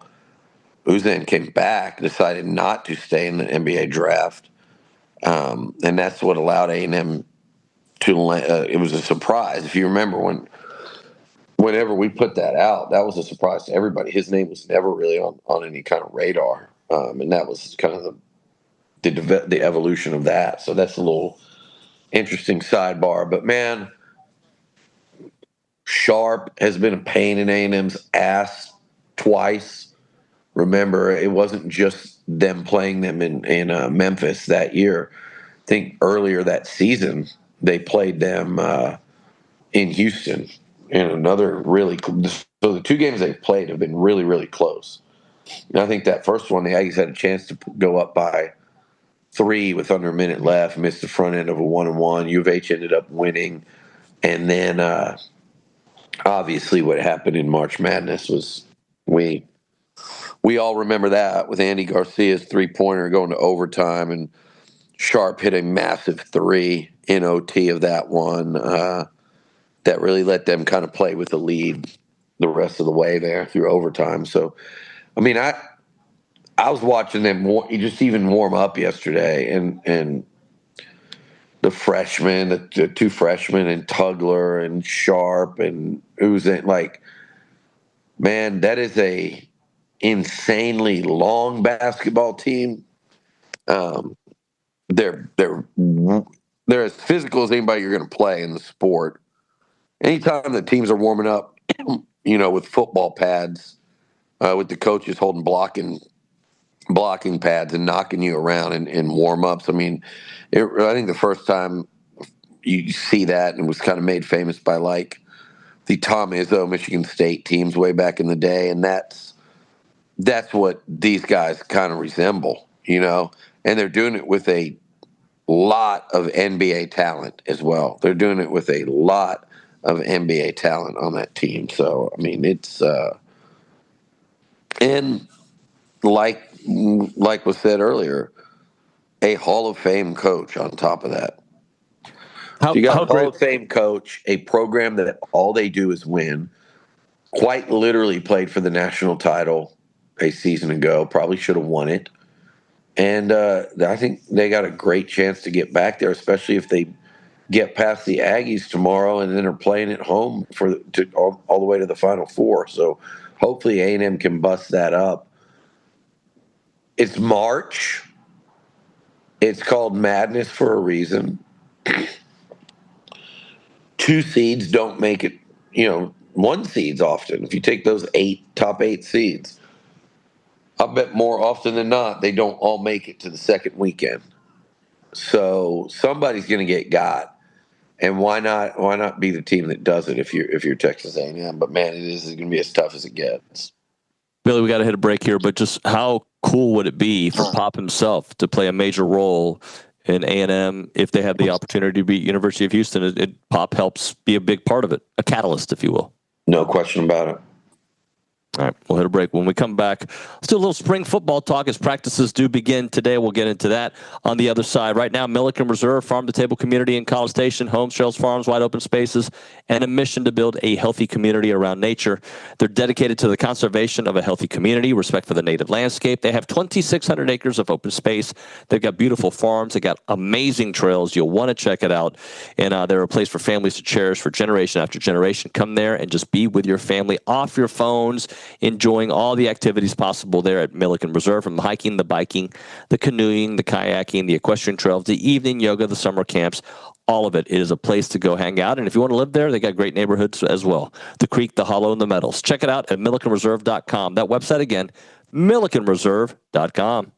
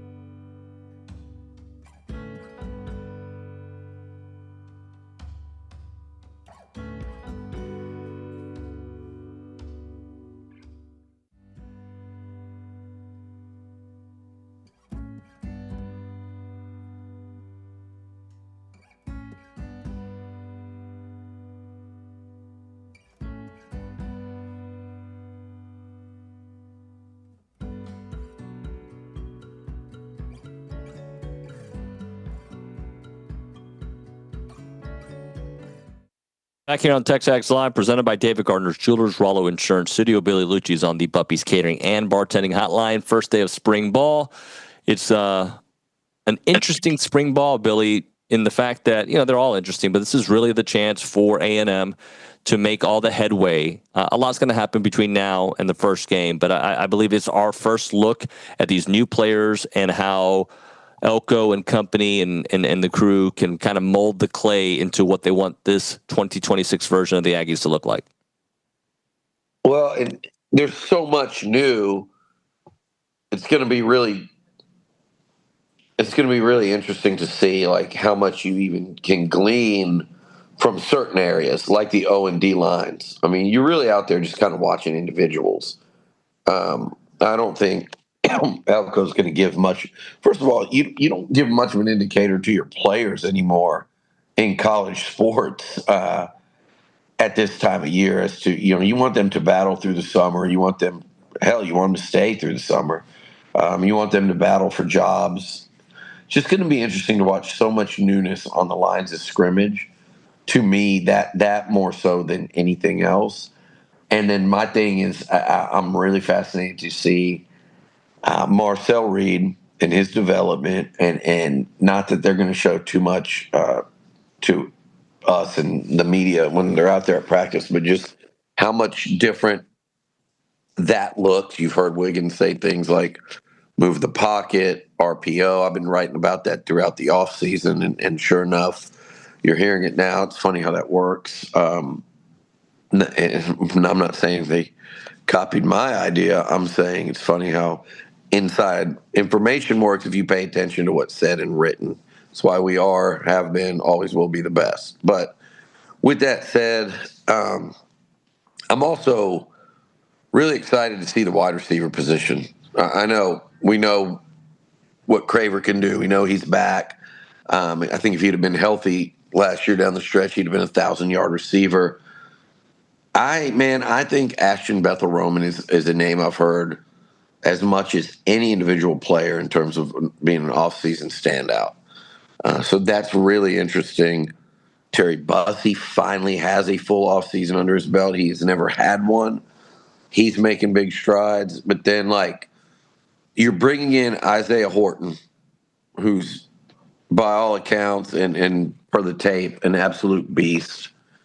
And then, you've got TK Norman. I don't think you'll see too much of Jerome Miles in terms of, going full tilt, but he's trending to absolutely be ready to go this season. But Norman and Miles, and then this true freshman group, I think headlined by Aaron Gregory. That's a guy I really am looking forward to seeing out there, and I think everybody's going to be talking a lot about him.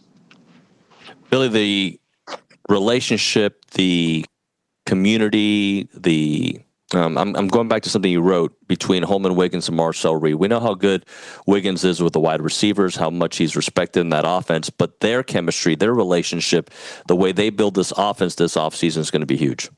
Yeah, and Joey Lynch as well. And I was told weeks ago that Marcel and Joey Lynch are in the lab. No one ever said Marcel Reed wasn't committed to being a good quarterback, but there are levels to it. And I think as you start to see, hey, I did all of this and I felt just short here. And had I not, I could have been a Heisman finalist. And had I not, maybe we beat Miami and advance in the play. That's the way he probably views the finish to the year. Also, I'd love to hear my name called on draft day. The draft I'm going to watch all my teammates go in next month. I want my name to be called. There's an extra level of hunger. There's an extra level of wanting to prove it that Marcel's got this offseason. I think it's really been evident to the people in the building. And I think Joey Lynch is a big part of that as well. And again, I think one of Holman Wiggins' primary jobs this year is absolutely, because when it directly translates to winning, is getting the best out of Marcel Reed you can get, and that means making him comfortable with what he's doing. That means playing to his strengths, and it really sounded like Holman understands that.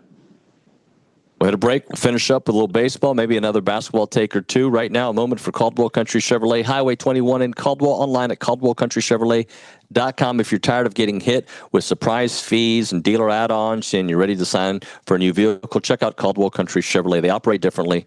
They believe in transparent pricing. What you see is what you pay, and just good old people that work at Caldwell Country Chevrolet. If you see something on their website that you're interested, give them a call. Their sales team will answer every question you have, or you can just go in person and give the car a spin.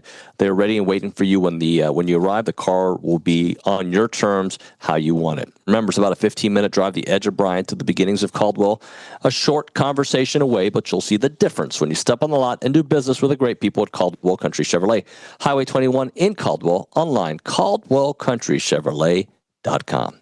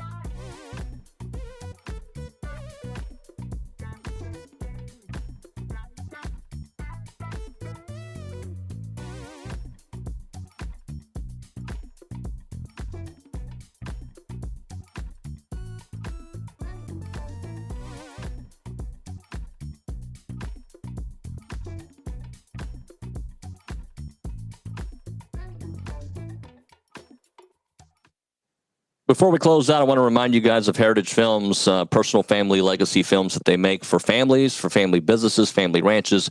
If you, you probably haven't thought about it, but you should be thinking about a documentary for your family to pass it on to the next generation. That's what Chance does. You've got a family business that's got a cool story. You got an uncle that is awesome. You've got a group of friends that gets together and they play golf every weekend. You just want to kind of tell that story, have an eye in the sky. Let Chance McClain and his team at your Heritage Films, yourheritagefilm.com, tell that story. You're going to be blown away. It'll be a gift for the next generation.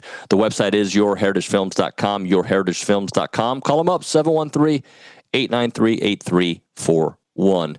Billy, got the first SEC home series of the year. A&M taking on a very good offensive Georgia team. A&M undefeated at home. First SEC series. I'm sure you're looking forward to seeing what happens here. Absolutely. Wish I could be there for it. That was the last thing you wanted to see was A&M go down in round 1 last night. But it was also like, if they do, it's going to be terrible. But you'll at least you're going to get to see some Aggie baseball. This regional in Dallas, I'd probably be going back and forth. I would have gone home today, watch a little Aggies Georgia, and come back up Saturday, and then been back in time to watch the game on Sunday as well. But no such luck. But going to be following very closely tonight, I'm sure, with a bunch of Aggies. And it's a big series, David. Like we talked about. If you can go get one on the road, and A&M was in this position last year at Georgia down the stretch where they went in that series. You got to get one. It's tough to go on the road against top 10 teams in the SEC and win a series. You have to get one. You have to avoid being swept. When you get these home series, we all know that Georgia's coming in to win the series, but you got to get one on the road, and you got to win series at home, and there's no time, there's no margin for error to be able to say, well, but they're a top 10 team. They're a team that'll probably be in Omaha. No, that's the task. It's not going to be just Georgia. It's not going to be just OU. There's going to be plenty of them, and they're what? Cade, turn off your mic. Thank you. Go ahead. God, poor Cade. I already texted him. But no, if especially with Missouri coming up and then Vandy at home, there's a real opportunity to kind of make some noise and make this thing look a hell of a lot different than it did for what was a 1-9 start a season ago that essentially buried you. They've already done light years better in the non-conference than they did a season ago. So that's step one. I think going and playing the way they did in Norman and not the 2 out of 3 losses, that's nothing to write home about, but they did what you need to do on the road against a top 10 team. They got one, but they played well enough to win all 3 games. So that to me is what was most encouraging, that you could easily have seen them winning each of those 3 games that were played. That tells me like this is a good baseball team, but you still have to show it. You got to back it up. And if they win this series this weekend, I think you can see the team in a couple weeks. You look up and go, man, they're just so much better.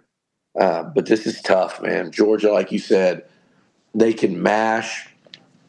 Last year, they kind of pummeled A&M late in those games and won that series. And the Aggies did a tremendous job of pitching against Georgia, I think, in 2 of those 3 games. Obviously, Lampkin had an amazing outing. I think it was him. It was.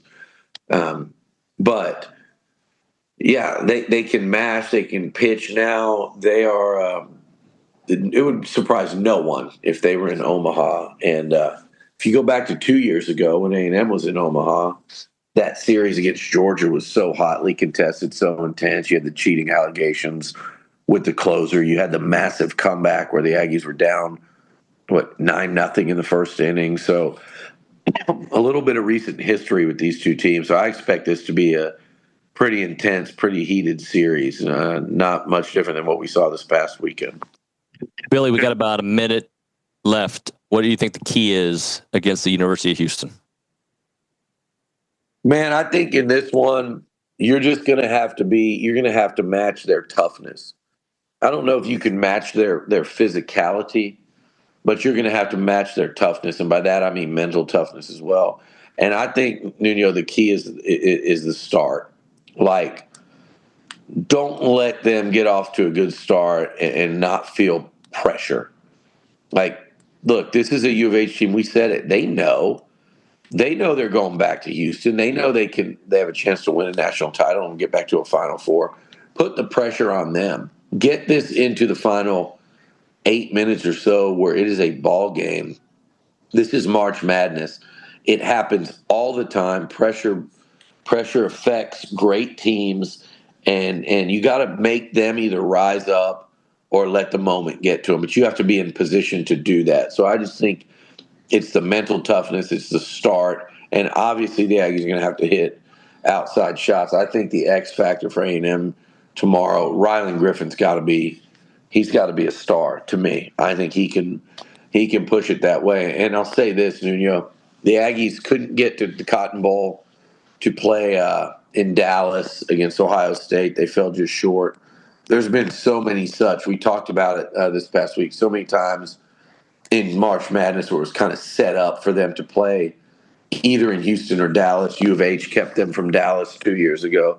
Why not flip the script and return the favor? It's long overdue for the Aggies. Could you imagine the fans that would turn out next weekend if Texas A&M was playing, say, Illinois in Houston in a Sweet 16?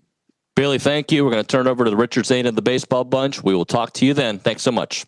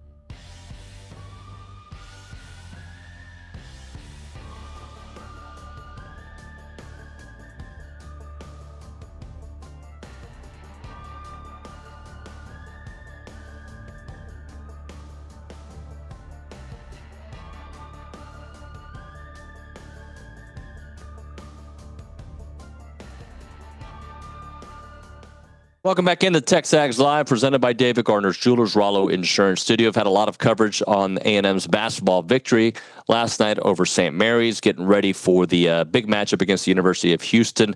The TexAgs OKC crew will be at the press conference today at 3 o'clock, so make sure you keep it on TexAgs.com. Become a premium subscriber. Get all the content we'll be doing from there. We'll hear from the players, Coach Bucky, and University of Houston, and all that jive. But right now, let's turn the attention for the next hour to baseball and the Baseball Bunch. We previewed a little bit of it with Billy Liucci, the Georgia series, the best offense in the country. Texas A&M trying to bounce back after a really good series against Oklahoma. They didn't win it. They need to win this series. Richard Zane, take it from there. Continue the great work up there north of the Red River, you and the crew covering the 2026 NCAA tournament. Richard Zane, joined by Ryan Brauninger, Scott Clendenin, inside the Rollo Insurance Studio back here in Bryan College Station. A lot to get into as it's a top 25 showdown at Bluebell Park. but we've got to check in with Kayla Gaither first over at the Angry Elephant News and Social Center to find out what's going on TexAgs today, because Kayla, there is quite a bit going on. Yes, this is a busy Friday for TexAgs, but if you haven't already, it's a great time to become a premium subscriber. We're going to have so much content coming out on the site, so it's a great time to be a premium subscriber today. For On TexAgs today, we have a rapid reaction, video and photo content, and OB's recap article of the A&M win over St. Mary's last night. And then later today, we are going to have nonstop content coverage from the first football practice. We also have a Ruben Owens and Damian Sanford interview happening later. They will have some media availability. We are going to have some NIL interviews later and wall-to-wall coverage from another practice media day from Oklahoma City, getting ready for the Aggies to take on Houston on Saturday. And we will have baseball and softball coverage from today. So lots of content and always a great time to be a premium subscriber to get all of that content on your feed. No doubt. Kayla, thank you so much for the update, and you'll want to keep it locked on TexAgs.com, particularly for us because there is a top 25 baseball series in Bryan College Station. Number 7 Georgia comes to Aggie Land this weekend. Bronny, are we good with mics? I don't know. Can everybody hear me? Can you hear me, Kate Bickham? Yeah, we can hear Bronny. Okay. Okay, good. Scott's turned on too. I'm looking right at it. Everybody's mic's turned on. I hope you can hear me. We're having a very fun Thursday or Friday. No Feel Friday. Because I feel so much shorter than Ryan. Howdy, everybody. How are we doing? I'm doing great. It's should be a hot south wind weekend at Bluebell. Does that excite you? Oh yeah. Somebody tweeted at us. Does that get the juices flowing? Yeah, I think it would probably get the juices a little bit more flowing if the opposing offense wasn't Georgia, the nation's leader in homers. But we'll get into that. What's more exciting, Rashawn Agee hitting a 3-pointer for Luke Evangelist, or a south wind at Bluebell Park? Temperatures begins with a 9. I don't care about anything about how Luke Evangelist feels ever. So yeah, a south wind at Bluebell. Well, he's feeling pretty good. Scotty, how about you after last night's dub and another big weekend here in Aggieland? I feel great. I think that, the ballpark will play small. I don't know if they'll play as small as they do in Georgia. Like Bronny said, we'll get into that as we go on. But I also think that, this team to come back home, and I think I saw some results last night in the scores from Thursday night SEC games. I didn't even watch a second of any of those, either of those 2 ball games. But I just think that, how you do at home sets the tone for what your season can be. And if the Aggies can go out there and play good baseball and get a series win, it makes steps in the right direction on where you want to be at the end of the year. Even 2 series into an SEC weekend, weekend of play, you can see that teams can start to separate themselves by how they approach, being on the road and being at home, and I'm excited to see that. Before we get into this weekend's matchup with Georgia, let's go ahead and look back on the week that was for the Aggies since the last time we were here. They go up to Norman, 3 close ball games against the top 10 Oklahoma Sooners. They drop the Friday game. They come back on Saturday to even the series, and then a 12-11 Sunday run day game goes the way of the homestanding Oklahoma Sooners. A&M comes back, bounces back very nicely on Tuesday night at racing a 4-0 deficit against Texas State. Ryan, how are we feeling about the first week of SEC play, how the Aggies made a nice account of themselves, not a great account, but obviously winning a game on the road, easier said than done in this conference, and then continue to take care of business in the Tuesdays and in the midweek? Yeah, it was encouraging but disappointing at the same time, because you were so close to winning the series, whether you want to talk about the Friday or the Sunday game, and you go down and start breaking or looking into like specific plays and at bats that were pivotal, and we know that's what it is in this league. And there's no sin in going on the road and losing that series at Oklahoma, but it'll be about how you bounce back and how you hold serve at home, a place where you haven't lost the game yet. And I thought Tuesday night was kind of indicative of what we saw on the weekend in Norman. Like the offense, I think we're safe to call it's pretty good, man. Like this offense is pretty good. And it looks a lot like a Michael Early offense in terms of how often they get on base, how often they slug. It's been so nice to have Hakopian and Wesley Jordan back and healthy in the middle of it. I think you're getting a real good taste of what they were missing through the better part of the first 15, 20 games. And but the thing is they're having to crawl out of these holes. They had to crawl out of the hole every game in Norman. They had to crawl out of a hole on Tuesday night against Texas State, a good Texas State team. And they've been able to do that. But I'm fine with where the offense is. I think the offense will be able to score enough this weekend against another high-octane pitching staff. Oklahoma ran some big arms at A&M, and they still managed to average 9 a game. In Norman, similarly, Georgia's going to run a bunch of big arms out. And but I think A&M can have some success. But I think the flip side, when A&M's on defense, and especially how A&M pitching holds up, I think that's what's got everybody kind of worried going into this weekend. Scotty? Well, I think that one of the things I saw on Tuesday was I love the economy of what they got out of the bullpen. You didn't stretch any of those guys to where it really affects their availability this weekend. It was important to get that win. Tuesday wins are important. I think I talked about that at the beginning of the year. The opportunity for A&M to, rack up those Tuesday wins certainly helps as the season goes along. So really don't want to give any of those games away. I thought it was important for Vargas to get back on the hump and have a good outing, which he did. And, then the offense. Even on the Sunday game against Oklahoma, trailing by 4 going into the 8th inning, I was sitting there saying, this game's not over. I think that A&M just get a couple guys on and you turn this lineup over again and you get to the top and this lineup will produce runs. And they showed it again. And they showed that, Oklahoma, who, hadn't really had opportunity to throw their closer much in that series, goes to him. A&M's able to score runs against their premier guy in the bullpen. So it sets them up to, give confidence to this team that they can have a great weekend offensively against whoever they play. Starting pitching, look at 5 or 6 innings, throw strikes, and don't let Georgia have crooked numbers. That's what I want to see that you didn't see last weekend against Oklahoma. Let's start with the starting pitching, right? Because Weston Moss on Saturday was the best of the 6 guys that got a start up in Norman.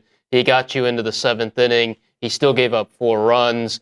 Shane Sadeo didn't get through the 4th. Aiden Sims didn't get out of the 3rd. What seemed to be the issues for the Aggie starters and what needs to be corrected against an even higher octane offense that comes to town this week? Well, I think you have to start with Sadeo wasn't throwing it anywhere. He was in the strike zone, but wasn't throwing it anywhere near where he wanted to. You just looked at his body language after pitches, even on pitches that they were fouling back, or maybe they were pitches that were balls. He just had bad body language. And a bunch of the balls that were put in play, I mean, as soon as they were hit, you could see he was disgusted with himself. So I think that was just the command issue in the zone for Shane. And we didn't have the velo, and obviously don't have the analytics to know what pitch shape and spin rates were looking like, but didn't generate a lot of swing and miss. Started on Saturday with Weston Moss, kind of the same story. Was not generating a lot of swing and miss, and then he found the changeup. He's able to get out of the first inning with only allowing 2, and then whatever happened in that time in the dugout, it went back in the 2nd, and there's the changeup.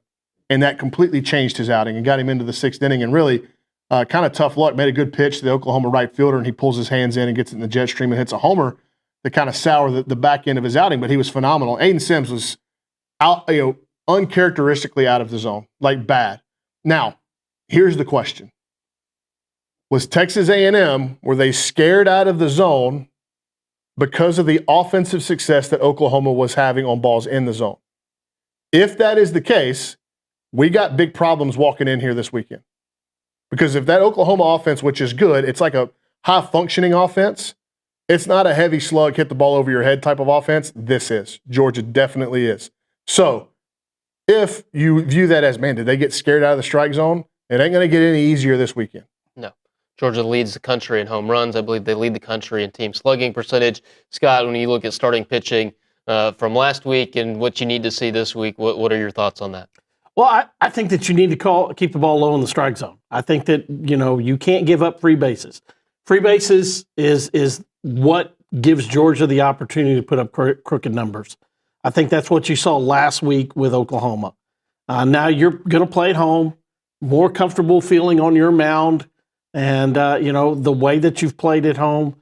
Like I said, I thought the relievers that came in that you're going to see a significant role for were good against a team on Tuesday that would have some opportunities to score runs in a lot of their ball games, and you shut them down after that 4 runs for the most part. So I really like how A&M bounced back, on Tuesday night.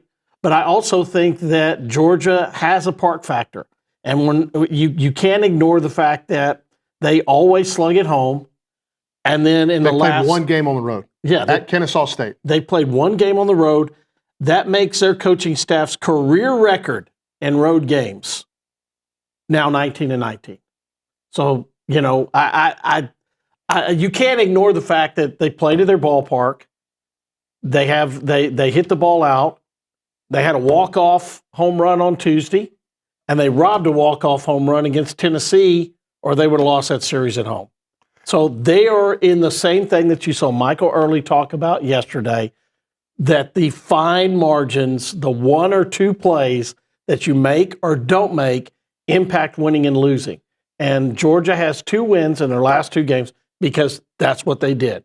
They made a catch, and then they hit a home run to win a ball game. They come in with confidence on that. You need to get on top of them early, and I think that's the key is going to be that first inning, the first time through the top part of their lineup. That's where A&M starting pitching has to have success. And if they can do that and let their offense go out there, as we talked about last week, all of a sudden, hey, Georgia's got a TBA. What did I talk about last week?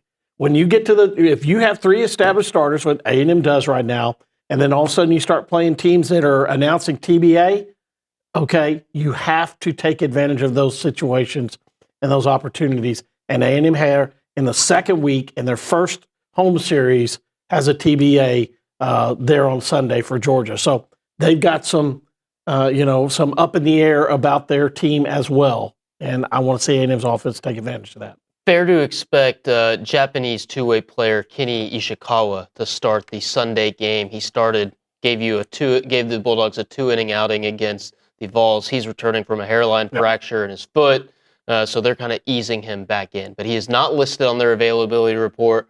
Kenny Ishikawa, big hitter and pitcher for the Bulldogs. We talked about A&M starting pitching, but let's talk about the bullpen now. In the news of the week, Michael Early announced on this program yesterday that right-handed reliever Josh Stewart, the 12th man, lost for the year to an apparent arm injury. Did not specify what the injury was, but Bronny, Scott, I know over the last few years we've gotten to know Josh a little bit, covering him and his story after transferring over from the University of Texas. How big of a loss is Stewart to the club? And also, what do you foresee his role moving forward? Yeah, it's a loss. It's a loss for the club and the clubhouse, right? I mean, it's a senior leader that had been more vocal than at any point in his career, and it's just you're gutted for the kid. There's no two ways about it. And immediately once he threw the pitch and you see that reaction, it's like, oh, well, we've seen that before, and it's not good. And so yeah, your heart just goes out to Josh and his family, and he's a great Aggie, and he's told the story of his middle name's Kyle. He's named after Kyle Field, and mom and dad went to school here, met at A&M, and so the maroon blood runs thick in that family, and so yeah, you're gutted for him, but nobody's going to feel sorry for the team. That's something that Coach Early has said before. Like, nobody's going to feel sorry for us. You either win or you lose. Why it's a massive loss for the ball club is because right now you have a pitching staff that has not generated a ton of swing and miss, and Josh Stewart had swing and miss stuff, and we talked about it. But so how do you replicate Josh Stewart? I don't know that you do it like for like, but I think you're going to start getting more innings out of Hunter Vincent, because as spray as he can be, as erratic with the strike zone as he can be, when he throws the ball over the plate, it's electric stuff. It's an Asa Lacy starter kit. So I think they're going to have to continue to spoon feed him innings, maybe high leverage innings. You talk about the Georgia offense and the weather this weekend. Is Juan Vargas a good option? Because it's a ride-run fastball that they get hit in the air. Is Hunter Vincent actually a better option? That's something that the staff has got to work through. Because Hunter Vincent gives you the swing and miss, but he could also put him on first base a lot more than Juan does. So it makes the decision-making process that more convoluted, that more murky with decisions in terms of who's going to get outs later in games. And so that's also taxing on the coaching staff to try to be creative and do that. So we have not seen a new arm. We have not seen a guy that hasn't throw yet. We haven't even seen like a Cooper Powell who has one inning. He hasn't thrown anymore. I just don't know that there, outside of Nico Partita, is there anybody that's been sitting on the side that is going to really, really help this staff in terms of swing and miss stuff? I don't know. I don't know if it's there. And I think that we would probably see that on Tuesdays before we'd see them dropped in the middle of the frying pan that is Georgia. So they've got to work into that situation. We didn't see it this last Tuesday. A&M was down early. They went to the guys that got outs. That's why I thought it was important for Vargas. It was easy to gloss over the fact that to go from where Vargas was and had success in the early going here at A&M, that's the first time you're ever on the road. You're ever in an SEC game. It's a different level and a different level of pressure. And then I thought for him to come back on Tuesday and have that cornerback, amnesia that, hey, I can't think about what happened this weekend. I have to concentrate on what my job is. That was encouraging to me. I think if you can limit Freshcorn's innings and his pitches and have him have an impact in more than one game going forward on SEC weekends would be huge. But that goes to starting pitching, that goes to middle relief, and that goes to your setup man. It's not just what can Freshcorn do. Because everything you just said about what A&M needs to do as far as getting swing and the miss, Freshcorn is doing that in spades. And that is the great thing about this bullpen is you do have a guy that can go there, but can you make him have more than one impact? And if A&M can do that, if Coach Kelly can put together his plan for Freshcorn to do that in a limited number of pitches and innings, A&M can have success on weekends, no matter who the other names are in the bullpen. Yeah, I think in order for A&M to have a successful bullpen, like Juan Vargas and Ethan Darden have to be good. Yeah. And last weekend they weren't. And look, my article this week, I talked about for the coaching staff, you have to go in and examine, all right, is this trend of throwing the ball outside of the strike zone something we're worried about, or do we view it as a one-off? Okay? Either way, however you answer that question, you didn't have to say, okay, what was the reason we sprayed the ball so much in Norman? It could have been the turf mound. It legitimately could have, right? So we'll see if that trend continues. They didn't walk as many people the other night. Nope. Back on home soil. So we'll see. Like, I'm not trying to make excuse for those kids. I'm trying to find the reason why they were not in the strike zone as much as they had been. So we'll see. You don't know the answer to that until you get more data points on the other side of it. Back on home soil and actual soil, right? Yeah. Scott Brauninger going to stick around for the rest of the hour off and running. We will flip it to the offensive side of the ball, a couple returners and Chris Akopia and Wesley Jordan. When we come back, it's the Baseball Roundtable here on TexAgs Live, brought to you by David Gardner's Jewelers.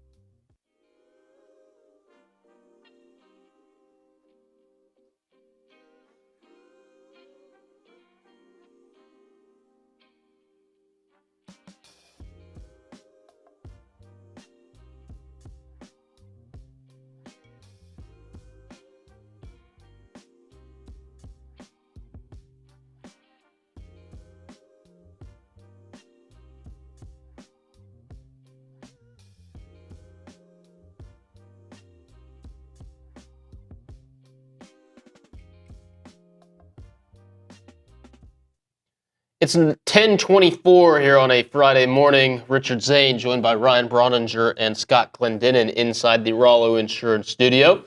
We are the Baseball Roundtable, getting you ready for Texas A&M versus Georgia this weekend here on TexAgs Live.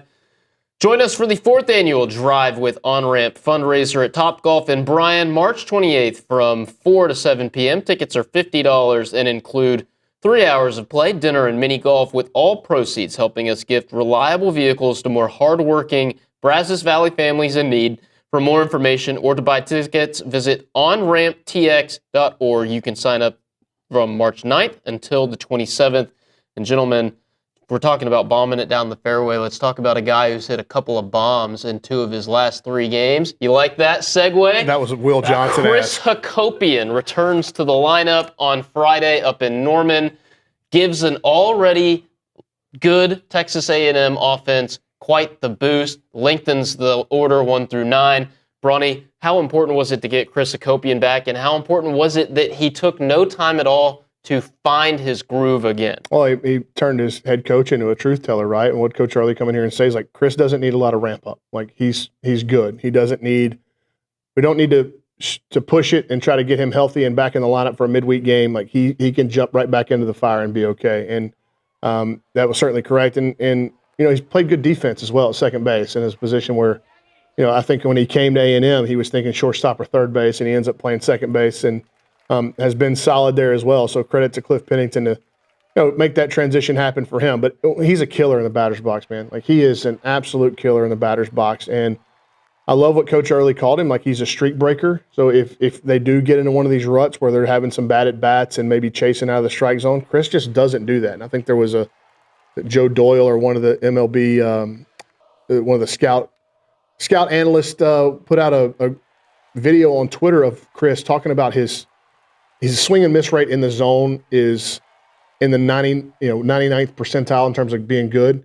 His chase rate is one of the best in the country. Like, he doesn't have many bad at bats. He'll have a couple because that's just the game, but it's just like a steady bat that you're going to have and be just so reliable right in the middle with Grahovic and Sorrell and Wesley Jordan behind him. And, you know, Sorrell's taking a lot of the plaudits right now, and deservedly so, but you look at the quality of the at-bat, and just because there's not the volume for Chris Hakopian, people aren't talking about him yet in that same realm. So there's a reason why, man, like, you start plugging in first-round talents in your order, and it's a huge deal.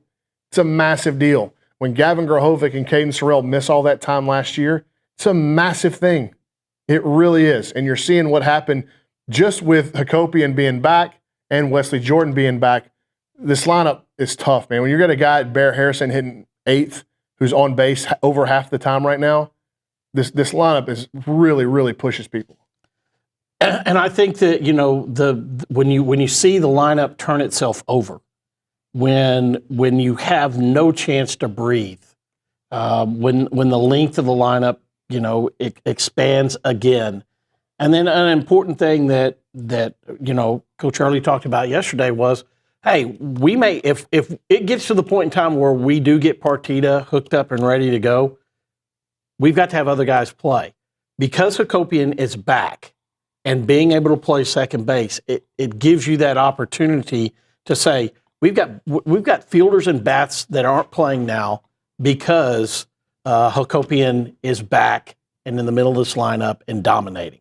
And, you know, it probably not rocket science when you say, hey, you know, yeah, he doesn't need a ramp up. We saw that when we were in Arlington. I mean, right away, first at bat, I'm ready to go.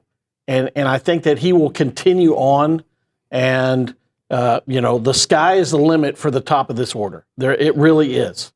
And, you know, the guy who bats behind Caden Sorrell is going to have opportunities with guys on base in front of him, and they're going to get runs across the plate because of that. And Hakopian and Jordan instantly added to that. And we talked about it last week. We don't want to take anything away from what, you know, what Benderup, what Chestnut, what Farworth's doing, but there's a reason why the number of at-bats, the success that those guys are taking to the plate, and what their pedigree is matter. just like they matter if they have to come back into a ball game. And I think people can get it. Like, you'd be really misled if you thought that Chris Akopian and Wesley Jordan were just sluggers. These guys really hit. You look at Wesley Jordan's production to the backside, how hard he hits balls the other way. He's hit a couple homers that way. His first 2 weeks, right? And where then he was hitting, his OPS was 2,000 something because he's just spraying it to all fields, He hits the ball hard. double, getting on base, taking his walks, all of that. He hits the ball hard, and his spray chart is pretty even. And he pulls the ball out of the ballpark for. It was one of the bigger swings of the weekend. Was that 3-run homer he hit in Norman? Just massive. And it allows, like, if you look at a lineup, and even if you want to say, okay, we're going to hit TK first, which they play around with, and I think maybe the ballpark and the conditions may dictate what you do with TK, and TK's just been so good at getting on base. It's a credit to him. But if you want to hit TK first, you're looking at the 6-hole at Jake Dewar. It's pretty sick, man. Like, that's a real lineup. It's got some length. I tend to like Dewar. I was interested to see if they were going to put him in the 4-hole to try to stay right-left, and they put Wesley Jordan in there because it hasn't mattered what hand is throwing to Wesley Jordan. He hits the ball hard. And Jake Dewar as well. Like, he's a hit getter. So 4th or 5th, Wesley Jordan gets on base a lot, so he's going to have opportunities, Dewar will, to hit with guys on. And the only blemish right now in the lineup, if you look at his totality of his numbers, you wouldn't say it's a blemish. But right now, it's Nico. And Nico's in a little bit of a funk, but like, he's so talented that you'll just trust Nico. You'll sit him in the 6-hole, and eventually he's going to have a 3-4 hit game. And how good has Boston Kellner been in the 9-hole? Insane. Really, wherever you put him. Yeah. Wherever you put him. But he came in here and did an NIL interview yesterday. If you have not watched that, I would highly encourage it. He is the most impressive freshman that has ever sat down in here and talked to me as an athlete. He is wise beyond his years. He's mature beyond his years. He was incredibly grateful for everybody. Hey, thanks for having me. I had a good time. And this kid is going to be a leader of this program. Michael Early talked about he had a hard time not putting Boston Kellner on his leadership council because that's how advanced that he was and how mature that he was. And so for him to take the mantle of the Texas A&M shortstop as a true freshman and then not only do that, but handle himself mentally and then produce on the field the way he has, that 2-run single the other night against Texas State was a massive moment in the game after a fantastic at-bat. He's been so good and probably better than anybody could have imagined. I went, and when we were up in Arlington, and obviously Rock was the shortstop at Chandler before he was, and then Boston Kellner follows a guy that's going to be 1-1 in the draft. You go back and you look at the number of players that have come out of that high school and out of that in Chandler, Arizona, and you just look and see all of that. That's a baseball school. If you're going to play there as early as he did, you're not probably playing the position you're going to play when you're a senior, or maybe the position you're going to play in college or at the next level. But when you are in that lineup around those guys, it shows. It shows that this game is not too fast for him. I think him and Partita, both of them, have seen the game slow down at an accelerated rate. And that's really hard to do. Okay? Sorrell, it didn't slow down like this for him. It didn't slow down like that for Tyler Naquin. They took a little bit of time. It didn't slow down like that for Jace. Grahovic, it did. Immediately. Okay? You're exactly right. First-round draft picks, premium, Major League Baseball player, prospects, and producing the big leagues. Everybody has a different timeline. For those guys to be on the left-hand side of the lineup, and for Partita to show at making a position change, and then for Kellner, game after game, to be as solid at shortstop as anybody you could ask for. It's at a high level, and it shows to the work they did before they got here and what they've done since they've been here. And I don't know what kind of pro prospect Boston Kellner is going to be. I hope he leaves here and makes $1 bajillion playing baseball. I don't care. That kid can play shortstop for my school any day of the week if I'm the head coach. That's a guy that can lead your program and lead your infield and lead your team and clubhouse. He's made of the right stuff. So I don't care. He may never play another game of baseball after Texas A&M. Doesn't matter to me. He'd be my shortstop every single day. I want to go back to something Scott said a few minutes ago, in that the guy hitting behind Caden Sorrell is going to have opportunities with men on base. Not too many with the way he's going Yeah, right some of now. those- We'll have to get into when that. When he doesn't hit it over the fence, you have an opportunity with people on base. We'll get into that on, when we come back from break here on the Baseball Roundtable. You're listening to TexAgs Live, brought to you by David Gardner's Jewelers.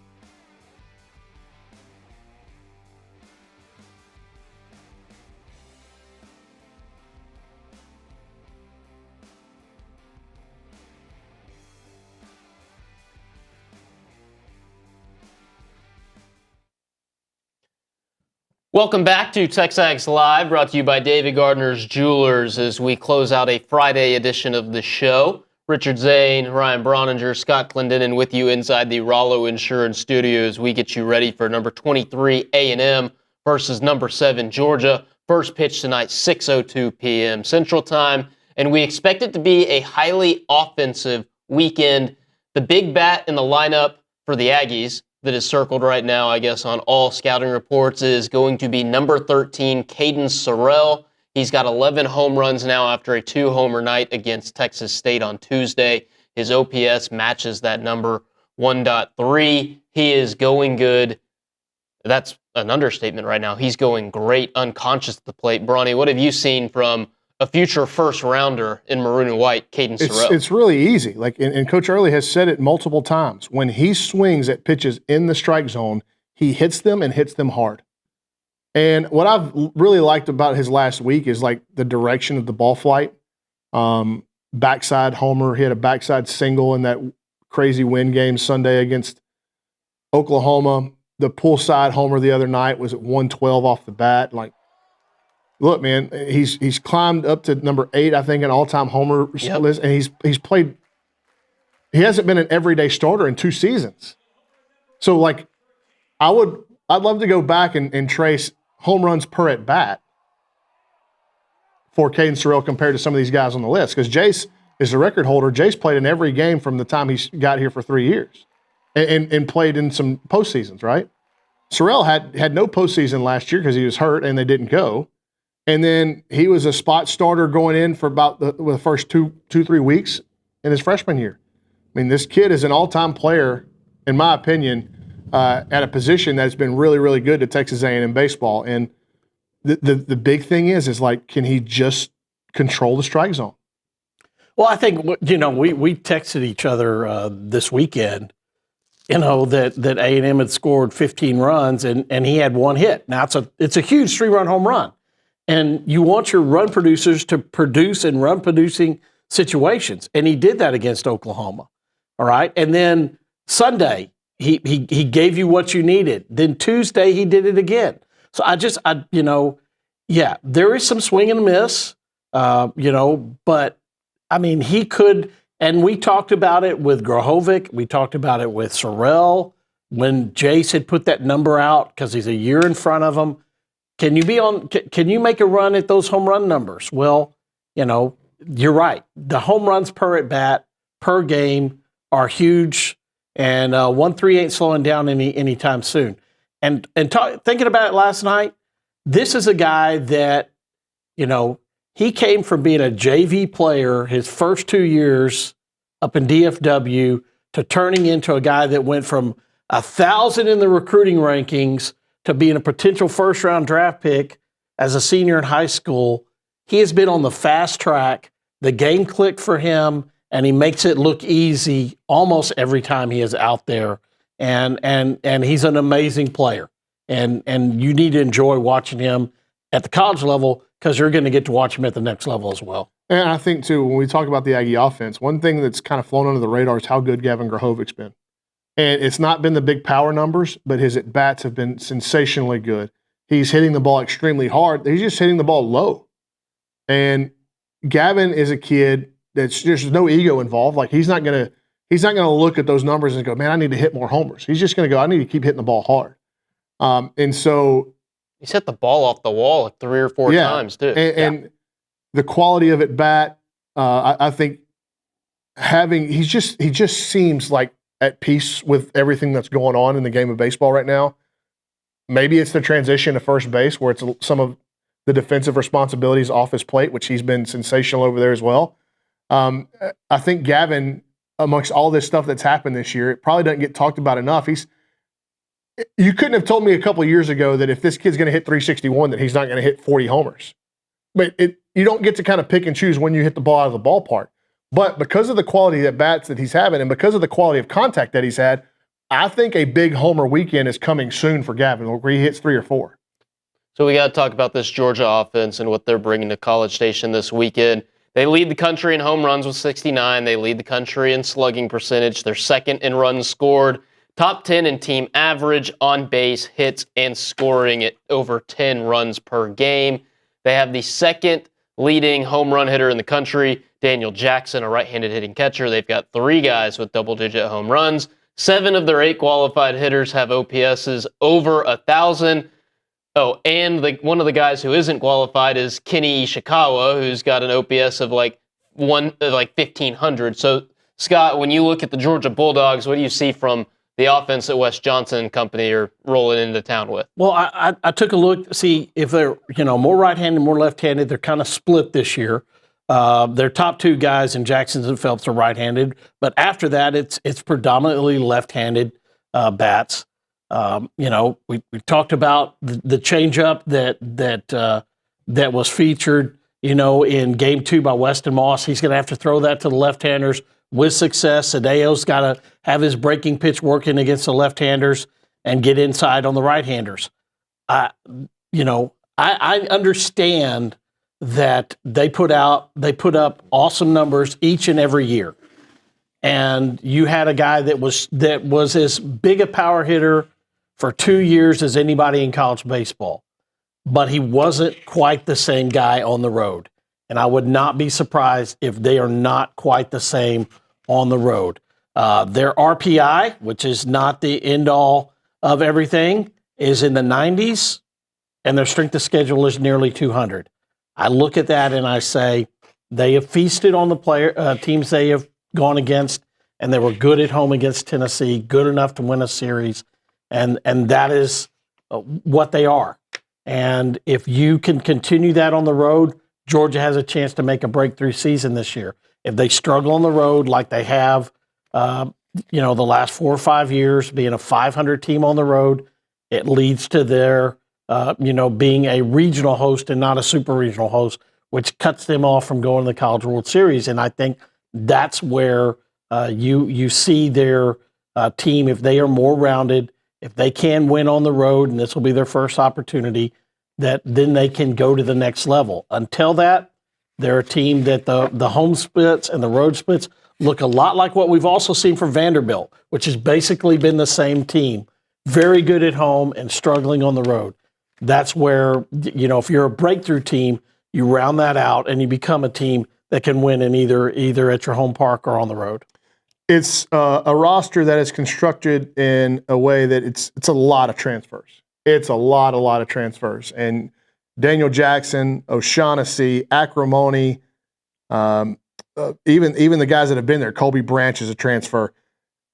That's kind of how Wes Johnson has built this thing. And on the mound as well, you're going to see Joey Volchko go tonight. And it's weird to me that they've done that in a recruiting hotbed like, the greater Atlanta area, but it's been successful. And I think, Scott, going back and talking about the changeup for Weston Moss, it's got to be there. Yeah. You've got to have that pitch. Sadeo has got to have the slider both in zone and out of zone. You got to command the slider. Same thing with Aiden Sims. You got to command that high spin rate slider sweeper, or you don't have much of a chance. If you're going to get if you're going to be 2-pitch dominant, fastball and one other, they're going to bloody you. Yeah. They really are. So it's important. I don't think that you got to, you can't expect the staff that has struggled with swing and miss to all of a sudden go punch out 12 hitters a game against Georgia. Even though they've got big swings, I just don't think you're going to get that. But you can expect them to execute pitches in counts and, separate hips from hands and not be on the barrel so much. And that was Sadeo's last outing against Oklahoma. It wasn't that he was missing spots. They were on barrel against him. Yeah. So, sometimes you luck out, you throw it down the middle, and they don't hit it. More often than not, they're going to hit it. Shane's got to be a little bit better. And I think him setting the tone tonight, if he gets you into the 5th, into the 6th, it'd be massive for this bullpen. I know we're running out of time, guys, and the Georgia offense steals a lot of headlines, but you can't overlook the pitching staff that Wes Johnson's put together. He's a guy who's a pitching coach by trade, and it begins with the guy they're throwing tonight. Joey Volchko is a first day kind of arm, cutters in the high 90s, a slider, which MLB considers his best pitch. What do you see from the right-hander of the Bulldogs you're going to throw against the Aggies this evening?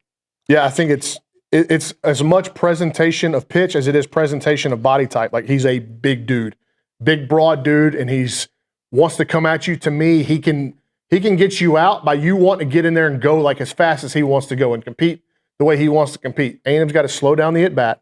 Okay, this isn't going to be one of those things where I don't think, like Cam Johnson, where you could just take him to death. Like Cam Johnson, like I said last Friday, like, do you have to swing? Turns out A&M didn't have to swing very much. You're probably going to have to swing here a little bit.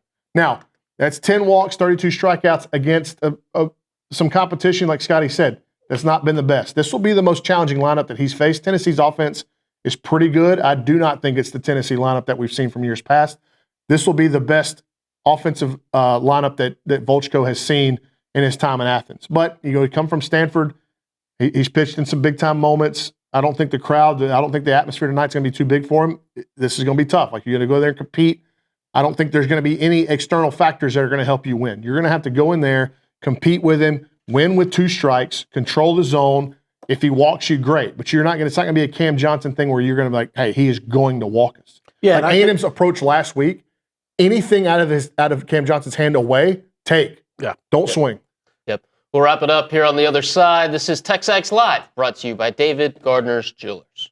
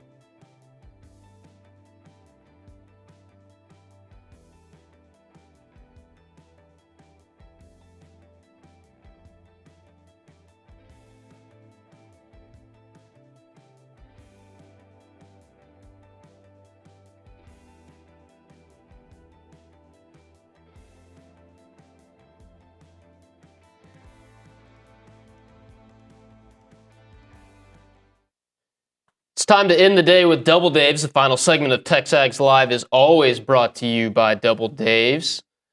So 6:02 tonight, 2:02 on Saturday, and 3 o'clock on Sunday. That is a nationally televised game on the SEC Network.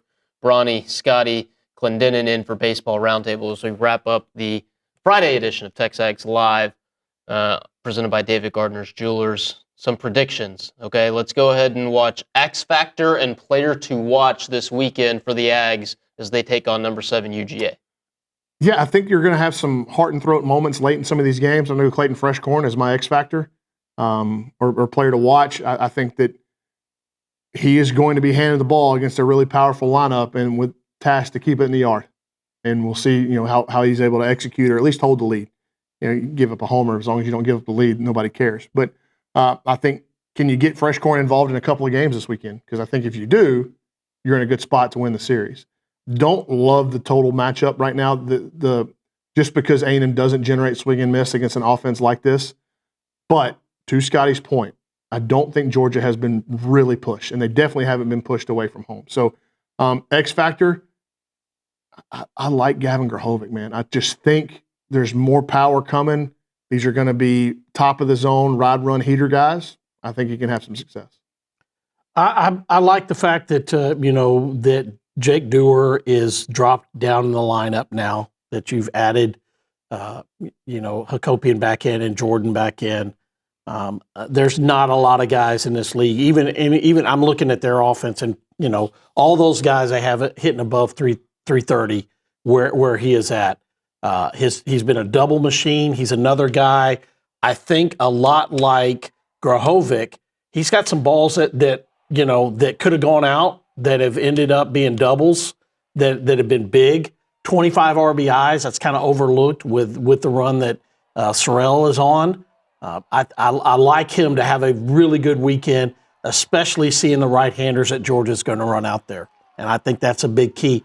And then, on the mound, Ethan Darden is in a big spot to go righty, lefty, or to back up, the left-handed Sadeo. Can he give you 2 games with 2 innings this weekend? That'll be big. And I think that setting up Fresh Corn, you've got to have that mix, as I talked about earlier.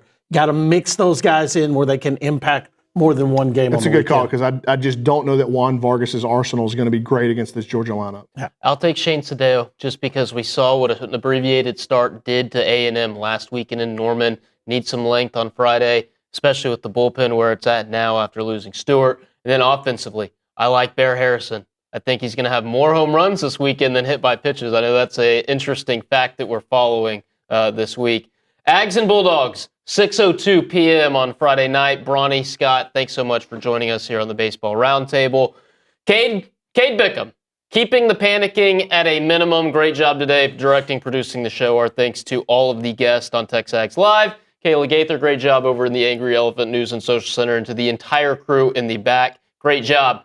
Beat the hell out of Georgia. Beat the hell out of Kentucky at Davis. And most of all, BTHO, Houston, Cougar High, up in OKC. We'll talk to you on Monday morning.